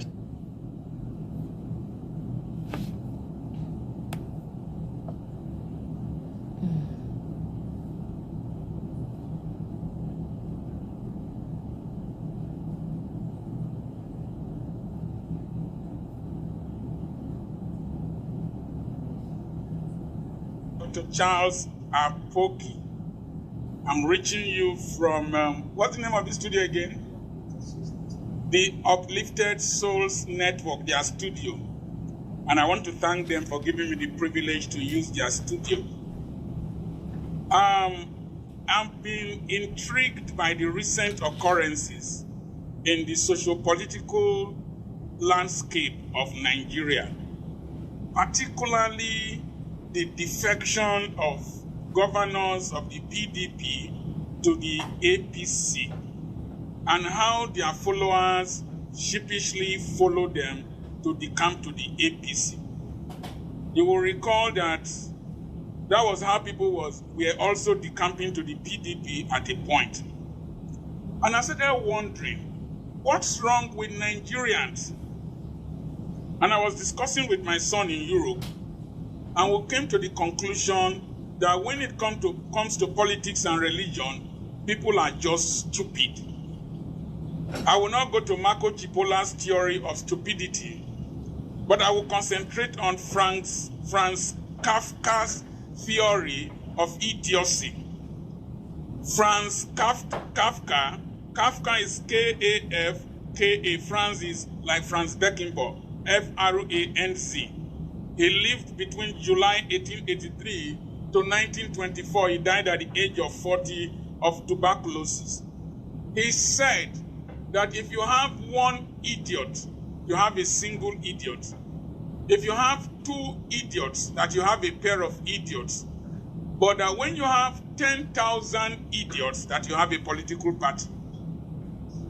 So a political party is a collection of 10,000 idiots. What do you understand by idiots? In the Greek philosophy of politics, there are three categories of people: the idiots, the tribalists, and the citizens. An idiot, according to Greek philosophy of politics, is not somebody who is not educated, is not somebody who is not wise. An idiot is somebody who does not care about the consequences of the effect of his or her actions on himself, on society, and to his nation. So he is somebody who acts reflexly without thinking about the consequences of his or her actions. And then you have tribalists. Tribalists are people who defend issues or do things because of their association with their tribe, their profession, and political affiliations. While citizens are those who have the interest of their country uppermost. And so, when you have 10,000 idiots, you have a political party. And when you have 150 defenders and supporters of these 10,000 idiots in a political party, you have an underdeveloping nation like Nigeria. So we are defenders of idiocy when we defend politicians. Politicians are very difficult to understand. I said in one of my videos that when a politician is planning in Nigeria, even Satan copies from him. Satan will be saying, so somebody can be as wicked as this. Somebody can think like this. I don't know this one before. These Nigerians. Satan does expo from Nigerian politicians. So you have type 2 diabetes and you've heard from a friend or family member or perhaps from an internet rumor? I want to go back to the Lagos-Calabar superhighway. A young man was talking to Reno Omokri. That Reno Omokri attacked him for spreading falsehood. He deliberately went to the 30-kilometer mark on the highway that is being constructed. And it was just ordinary ground. Some places have not even been bulldozed. And then I started thinking, why would Reno Mokri be using the name of Wole Soyinka and other prominent people to want to convince us about the fact that a 30-kilometer portion of the road had been completed, even when the engineer, the contractor, is saying nearly. And I came to the conclusion that he was thinking that he was talking to idiots because he wants to gain favor in a political party, whether it's PDP or APC, which is a collection of idiots who don't care about what they do, the effect on themselves and on the nation. Did Reno Mokri think that this generation will not go and verify, according to Peter Obi? And do they think they are just talking to stupid people? Let me give you an example of the East-West Road. The East-West Road from Efrun roundabout to Oron was awarded by Major General Olusegun Obasanjo during his tenure in 2006. I'm speaking today, June 7th or thereabout, 2025, 2006 contract of 338 kilometers has not been completed after 19 years. After 19 years, Efrun to Oron has not been completed. Work is still on. Then 700 kilometers, how many years will it take to complete it? I postulated 30 years, that it will take 30 years. And defendants of idiots, who are idiots themselves, are coming there to talk rubbish. 338 kilometers, not coastal road, that will cross estuaries and big bridges, only short bridges, has not been completed in 19 years. Fortune Eremosele, writing in Abuja for the Vanguard on March 31st, 2022, talked about the interview that Godswill Akpabio, the Senate President, gave in August 2019 when he was in charge of NDDC. He said that he took over at 8% completion. So 2006 to 2019, only 8%, just like as only less than 5% has been completed, in quotes, because when I was watching the car Reno Mokri was in, the vehicle was making pruputum. It means he was still driving on concrete, that the topmost coating that will make the road smooth had not been put. Now, 2006 to 2019, only 8% was done. And Akpabio said that he took it to 80%. I dare to say that that road is not 80% completed. That road is less than 50% completed. And so they keep telling us these lies, selling these things to us, because we are idiots in their sight. And as long as we keep supporting this idiocy of people who today are in PDP, they will castigate APC as if it is made up of demons. The next moment they will say God spoke to them or their constituents spoke to them. They are in APC. And we keep defending them and supporting them, Nigeria will remain a backward nation. I was in Germany. They do roads morning, afternoon, nights. They keep constructing roads. No person goes to commission them. The chancellor is too busy to leave his office to go and commission a road. I'm talking of Autobahn. Autobahn is a road where you drive without speed limit. I thought it was one road. Until I got there, they were everywhere. Is it even Romania that is considered as a poor country? They are constructing roads every day. Is it the UK? They are constructing roads every day, maintaining roads every day. My mom cried when she saw me walk in wearing a tight-size M dress. And honestly, I thought I was stuck in double XL forever. But this pink salt trick gave me back a body I love. Today... And we are taking trillions of naira to construct a white elephant project that will not see the light of day. The internal roads in this country are so bad. And to leave Ugeli here to Benin, it takes 4 hours. Construction work is still going on in the Lagos-Warri Express Road that was not commissioned. It was started in Obasanjo's time. It was not commissioned at any time. It was the construction work is still going on, and it is an eyesore.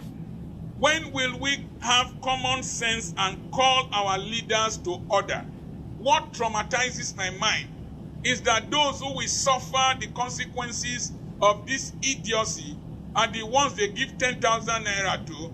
They appoint as special assistant, that is the PhD that they now have, special assistant on media. They pay you 250,000 to defend the criminals and the idiots that destroy your nation. We are in the departure lounge. My classmate just died yesterday in the United States. We are heading, my generation, we are waiting for our flight.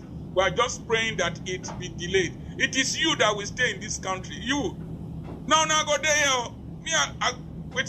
If you give me 25 years, I don't be 91. I go to beg debts to come. Now go there. Now go drive these roads. Now go suffer. You are defending your oppressor. Somebody told me in Glasgow that I have changed my race. Listen, my grandchildren won't be here with you. I don't settle them where no go suffer. You better arise and hold your leaders to ransom. I mean to question when they goof and when they tell you lies because they think you're an idiot. The young man went to the 30-kilometer point, took his Welcome, time, Uncle Beno. Yeah, it's Dr. Apoki. Dr. Apoki. Let me write it out. Looking for political appointment, hobnobbing with Tinubu that he once criticized and called names. Why are politicians so idiotic and hypocritical? At the vex, so I remain Dr. Charles Apoki. Those who have ears, let them hear. If you have sense, have more sense. God bless you. I have properties for sale. Those who have ears, let them hear true. Michael, Nigerians will never quote Africans waiting concern. I know the thing they irk me. No, I think that thing they irk me. I don't know why we know they quote. Find your people. If you not see, find Black American quotes. I don't understand all this Greek one, all this European. Find them. We even get philosophers for inside the Africa. Quote those ones. I know they like how they make all this anyway. All this education we get not be their own education. So now their knowledge they go fill their head with. That's the problem. This mindset. Yeah. This mindset. I don't know. We need to wash them clean. I don't know. Anyway, one more video to go and that's it. You see, it's annoying. They annoy me too. Nigerian politicians are wicked, not like Satan, because to be honest, Satan didn't do too much.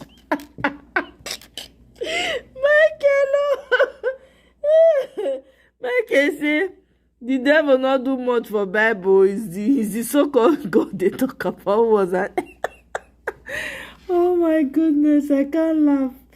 Hey, God, I beg. Anyway, let me share this one.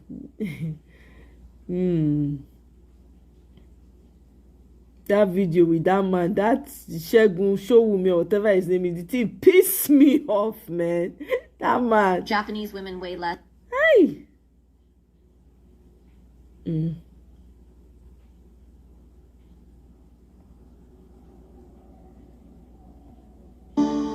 It's now time to take a look at news stories making headlines around the globe.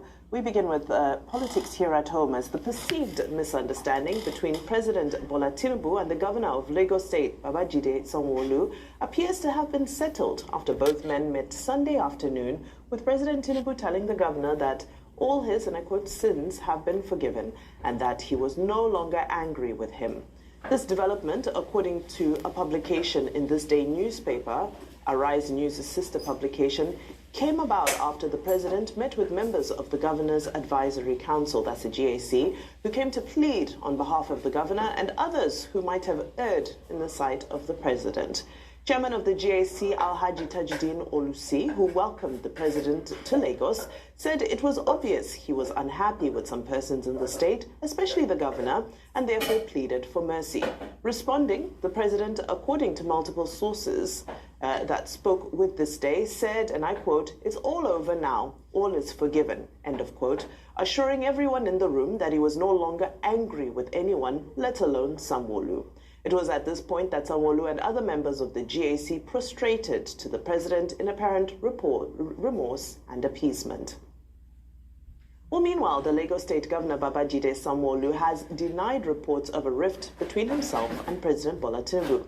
This follows speculation in some quarters that the governor may have fallen out of favor with the president. But after joining other members of the Lagos Governor's Advisory Council on a Sala visit to the president in Lagos, Governor Sanwo-Olu said the meeting was a routine festive courtesy and an opportunity to express continued support for the president's leadership. He dismissed the existence of discord as the work of those he describes as, and I quote, crying more than the bereaved and more Catholic than the Pope, insisting that there is no division between him and the president, whom he called a father and a leader. On other matters, he urged citizens to be patient and advised those planning protests ahead of Democracy Day to give the administration more time to deliver on its reforms, while commending the president on reforms and economic stability.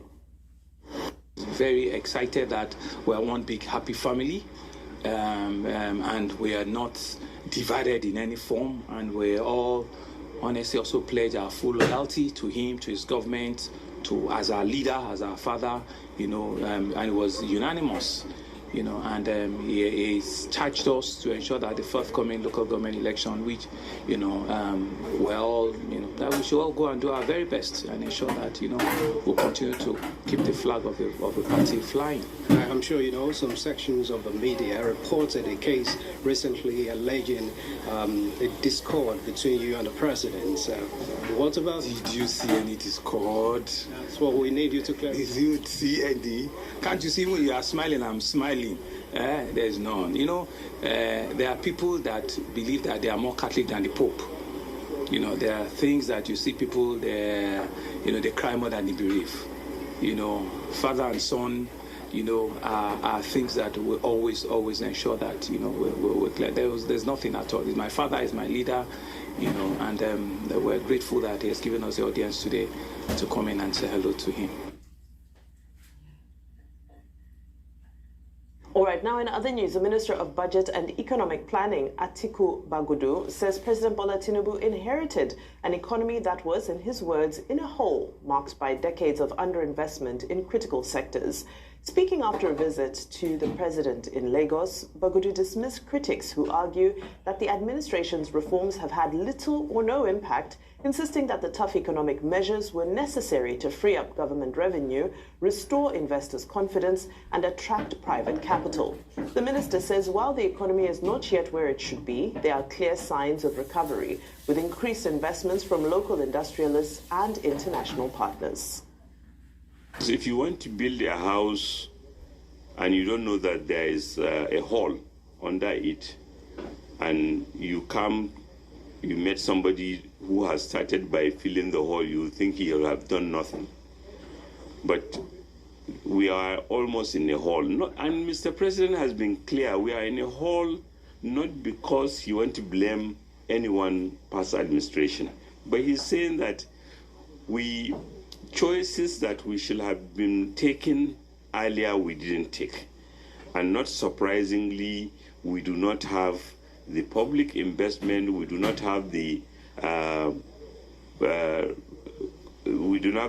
the confidence to even attract private sector to put in their money, both domestic and international.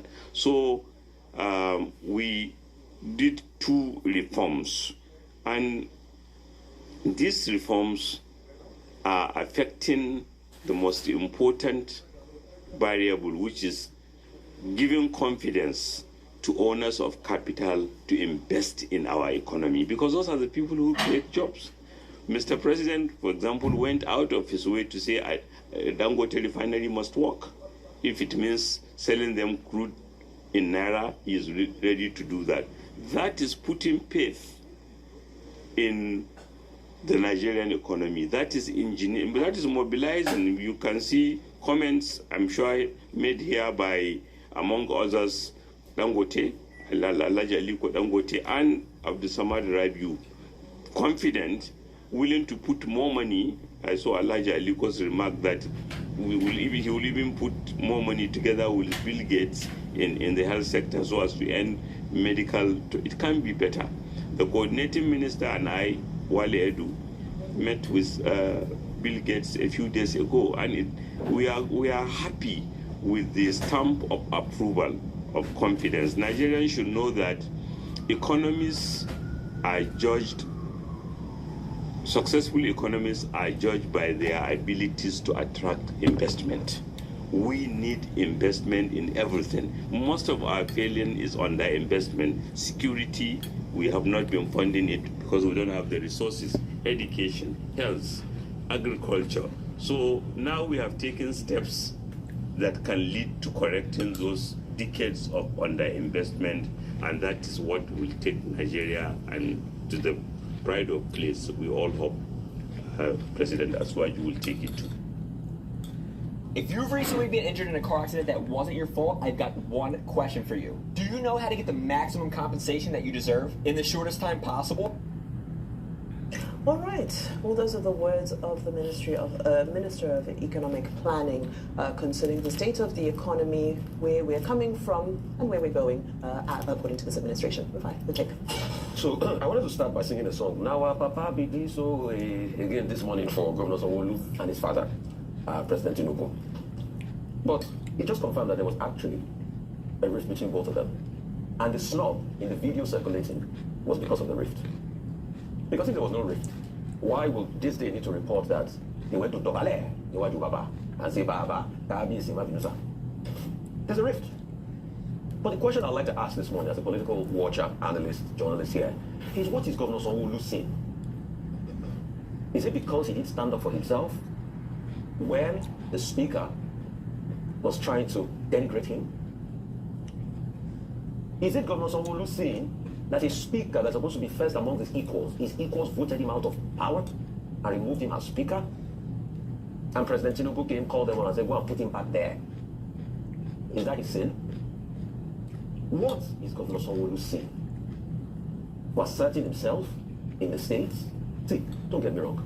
I don't agree with Governor Sanwo-Olu on many things. But this, based on the reportage, and this is all the sins that's forgiven, what did he do? I think these are questions we should ask ourselves.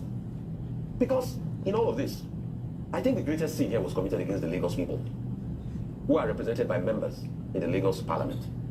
And these members voted out the speaker, and they had to railroad the decision of all these members, because it's not in tandem with what some people want. I think the show of shame at the Lagos House of Assembly is a sin against the Lagos people, where security authorities had to be invited, because they actually wrote a letter to invite them to reinforce them to come in. While all of that, what I call yokoyori, went on at the Lagos House of Assembly. I think the greatest sin here was committed against the Lagos people. After they thought that they now have a female speaker, but all of a sudden she was made to sing the song, to rescind her speakership, and says, I think she was singing a song called Urimi.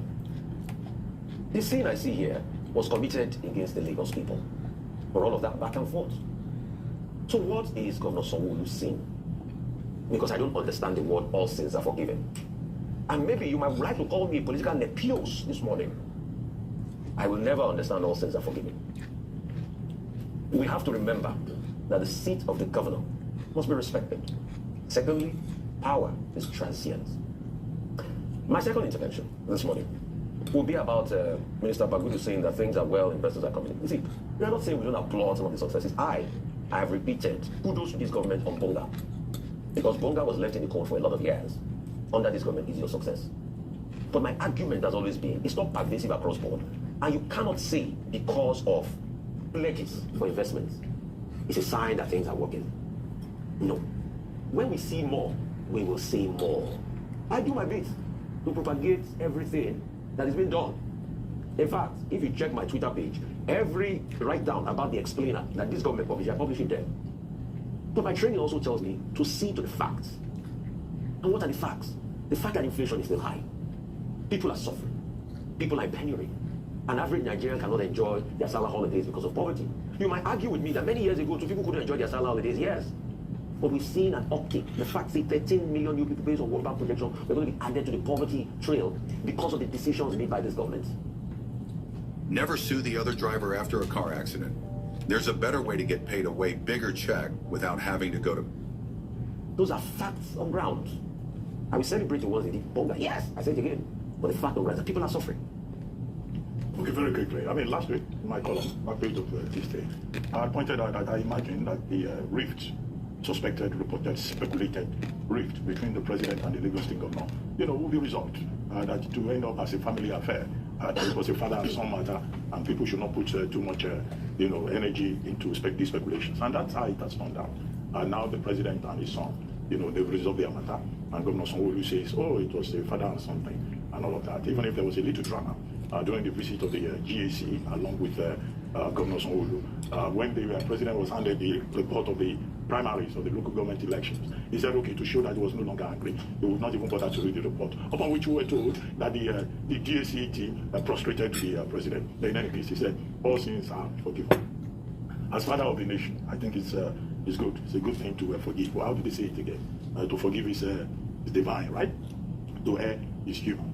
However, the major part of the story for me will seem to be one, the effort of the peacemakers who are listed extensively in the this day report. Mr. Gilbert Shaguri, Chief Olusegun Shoba, Chief BC Akonde, Chief Dipo Iluduyin, Mr. Tajuddin, Alhaji Tajuddin Olusi, and Mr. Dele Alake, and a host of others, former Governor Babatunde Raji Fashola, who had interceded again and again to make sure that, look, there is peace between the president and the man in charge of his home state. Now, whether it was this had something to do with the Obasa matter, that's the Speaker of the Lagos House of Assembly, or, the primaries, well, nobody went into the details. Rather, the president, the governor, used the opportunity to thank, the president and to acknowledge the support of the president for the initiatives in Lagos State. And he used the opportunity to also talk about things he's doing, the new coaches that they're buying for the blue train line, and then his promise specifically that the forthcoming local government elections in Lagos State will be free and fair, will be peaceful. And then the June 12th, those who are, are saying they will protest on June 12th, the anniversary of the annulment of the June 12, 1993 election. He said that we are talking to them. We are just for the governor to realize that the right to protest is constitutional. And the responsibility of the security agencies is to make sure that they maintain peace, law, and order. And we expect that with this turning point in this relationship with the president, that this will further bring benefits to Lagos State and the people of Lagos State particularly. Because if you have a governor fighting the president, the people will lose at the end of the day, are the ordinary people who live in that particular state. That's that about that. That's what Senator Atiku, the Minister of Budget and National Planning, well, he was saying basically that the economic reforms of the administration are beginning to yield fruits. Well, we have had similar things from the IMF, from the World Bank.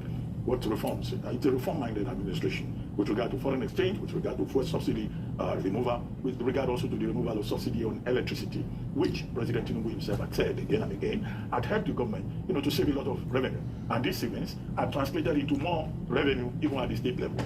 Now, before now, we celebrated the fact that the federal government and the states, taken together, were able to pay off debts to the tune of about $3.4 billion. Now, what is surprising, in the last few days, is that we have now been told that these state governments, state and local councils, have chalked up domestic debt of up to 4 trillion naira. So you pay off one debt, you chalk up debts in another area. The other concern, Mr. Bagudu says, people are beginning to see the effect of the economic reforms. Well, I think it was Mr. Bismarck that said that, look, the gains of the reforms will be slowly coming. We just trickle down slowly. I've forgotten the technical economic term that he used, but what he was saying simply is that the gains will not come overnight. It will take a while. Well, the truth of the matter is that we just celebrated Salah, Eid al-Adha. And the reality is that many families could not celebrate. The cost of living is still very high. People who used to slaughter 2-3 rams could not even slaughter a ram this year. And that, in itself, it's a metaphor for the kind of hardship, the burden that many Nigerian families are having to shoulder. And that is the reality. But of course, Minister Bagudu, who has also been the governor before, may not have any issues with getting a ram or a cow for Salah. So at that level, you may not really know how the ordinary people feel. But the ordinary people, they say, he who wears the shoe knows where he preaches. And we, the ordinary people, are still saying that, look, that trickle-down effect is yet to get to many families. The cost of living remains high, which means, yes, that at the structural level, the reforms may be in place, but in terms of impact, the ordinary Nigerian is not yet feeling it. It is when it gets to the ordinary Nigerian that we begin to say, yes, these reforms, have trickled down to the last common denominator in the ordinary man in the equation. And that is why I think the IMF and the World Bank recommended investment in social spending. There's one single video that's responsible for leading over 2,000 Christian men to permanently quitting. That the Nigerian government, apart from providing infrastructure, apart from reform, also has to worry about the welfare of the people. And that, I think, is a challenge for the Tinubu administration. And that, I think, should be the long-term objective of President Bola Ahmed Tinubu. After all, what is that popular saying? That, when Olugman was king, I was able to buy 7 robes. When Aresa was king, I was also able to buy 7 robes. When Tinubu, is king, we will be able to count his success in the number of robes that we have been able to buy. I don't want to speak. I don't want to sing a Yoruba song this morning. But those who understand Yoruba will know that people measure, their success under a particular dispensation by the level of prosperity that they are able to experience. Absolutely. Now, a lot of the pushback that liberal reforms receive is for this very reason, is that historically they have a tendency to create a wide gap of inequality. You look at countries like Brazil, look at countries like South Africa that have some of the highest inequality statistics in the world, and you see that macroeconomic indices may paint green and everything may look rosy on a spreadsheet. But the question is, what are we doing to bridge this inequality that is inevitably created by an economy driven by capitalism, by competitiveness, where some of the lowest of the people, the workers, the working class, are unable to attain the wealth as it benefits those who are in the elite class or those who are in the entrepreneurial categories at the very top of society. So those are the things we continue to wait for, to see more consistent and more aggressive intervention when it comes to bridging this inequality that continues to grow by the day. However, one of the statements that got my attention was the reference to subnationals and the fact that we've heard the statement a couple of times now that the income of subnationals has now tripled because of the removal of subsidy. Now, we also know that a number of these subnationals have been able to cancel legacy debts. They've been able to pay these debts, but as Dr. Abatia said, unfortunately, many have also picked up new debts. However, I want to look at the issue of development as it pertains to these state budgets, because development agencies usually say that 25 to 35% of a budget should be spent on development, on infrastructure and capital projects in order for one to achieve optimal development. Now, something interesting happened in the 2025 state budgets, which is that for the first time, most of them have allocated, on average, 65.7% of their budgets to capital expenditure. We know that usually recurrent expenditure, salaries and so forth, dominate their budgets. So we're seeing a shift where these states are now saying that, okay, we're going to commit more money to infrastructure and to capital expenditure. You have states like Lagos, Enugu and Niger State who are actually spending over 80% of their budgets on capital expenditure. Now, if this is done diligently and if this is done efficiently, then by the end of this year or by this time next year, we should be able to see rapid transformation in these states. But the question is, are we going to see this transformation? It's also time for us to focus on the subnationals and hold them accountable. What are they doing with these budgets? What is the performance of their budgets? Because we also know about the several scandals that happen where it pertains to these capital expenditure projects, because it's always reported that this is the juicy placed pad. So I think it's also important that we hold the state governments accountable as they've done these extremely ambitious budgets that are supposed to cause a rapid development in the next 1 year. And we need to follow up and see how far they are able to go with that and how much is able to be achieved. Secondly, there's a concern that now all of this is being, all of this attention and all of these duties and responsibilities are being put on the FAC. However, how many of these states are actually doing something to grow their IGR, to create jobs beyond depending on FAC allocations? Now, very quickly, as I round up in just a few seconds, on Lagos State, they say politics is Machiavellian in nature. We have the Lagos State local government election coming up on the 12th of July, and we know that the party is supreme. It would have been in bad taste for the party to have animosity, that's APC, leading up to the local government elections, especially as we know that, yes, as much as work was done, 2023 presidential election, we know that Peter Obi won by 10,000 votes. Yes, when there was re-strategy and everybody came together, Governor Sanwo-Olu was then able to win his election with over 400,000 votes. However, what this shows is that APC cannot be complacent about Lagos State. So it's interesting to see that all hands have come on deck to ensure that there is stability and unity in the party as we count down to the 12th of July. Is it me, or is it that these people, when they are talking, when they want to talk about the reform or no reform, whatever, financial, economic, whatever, with regards to T-Pain, right? It's almost like they're trying to tell him what to do. It's almost like they're trying to give him a cue. Did you guys notice it? As they talk about, oh, it has not trickled down. It has to trickle down to the people. for them to feel it, for them to know that yes, indeed, the economic whatever is working. It's almost like they're giving him a cue, like they're telling him what to do, like Expo, you know. God, Nigerians, the one you see is in you people's hand, okay? Now we can't as want to do one. This man does not have the brain to do anything. He has no clue. He's empty. The guy is old, man. That guy is probably close to his 90s. Of course, he cut his age down so that he can achieve. We don't even know where he comes from, to be honest. We don't know which family, who are his family members. Does he have brothers and sisters? Does he not have? We don't even know where he belongs. Nigerians now go determine the way forward, though. Not be these people. These people not mean well. They are there to line their pockets. It's just as simple as it is. Which economic reform is Steve Noble talking about, asking us to wait for, when he's borrowing and spending like one of the hooked on? He used the Chicago. I'm telling you. Yeah, of course he was rigged in, right? That was it. Because this guy won. Did this guy not win? What's his name? Ambode? Or did Ambode walk away? I can't even remember. I think Ambode was...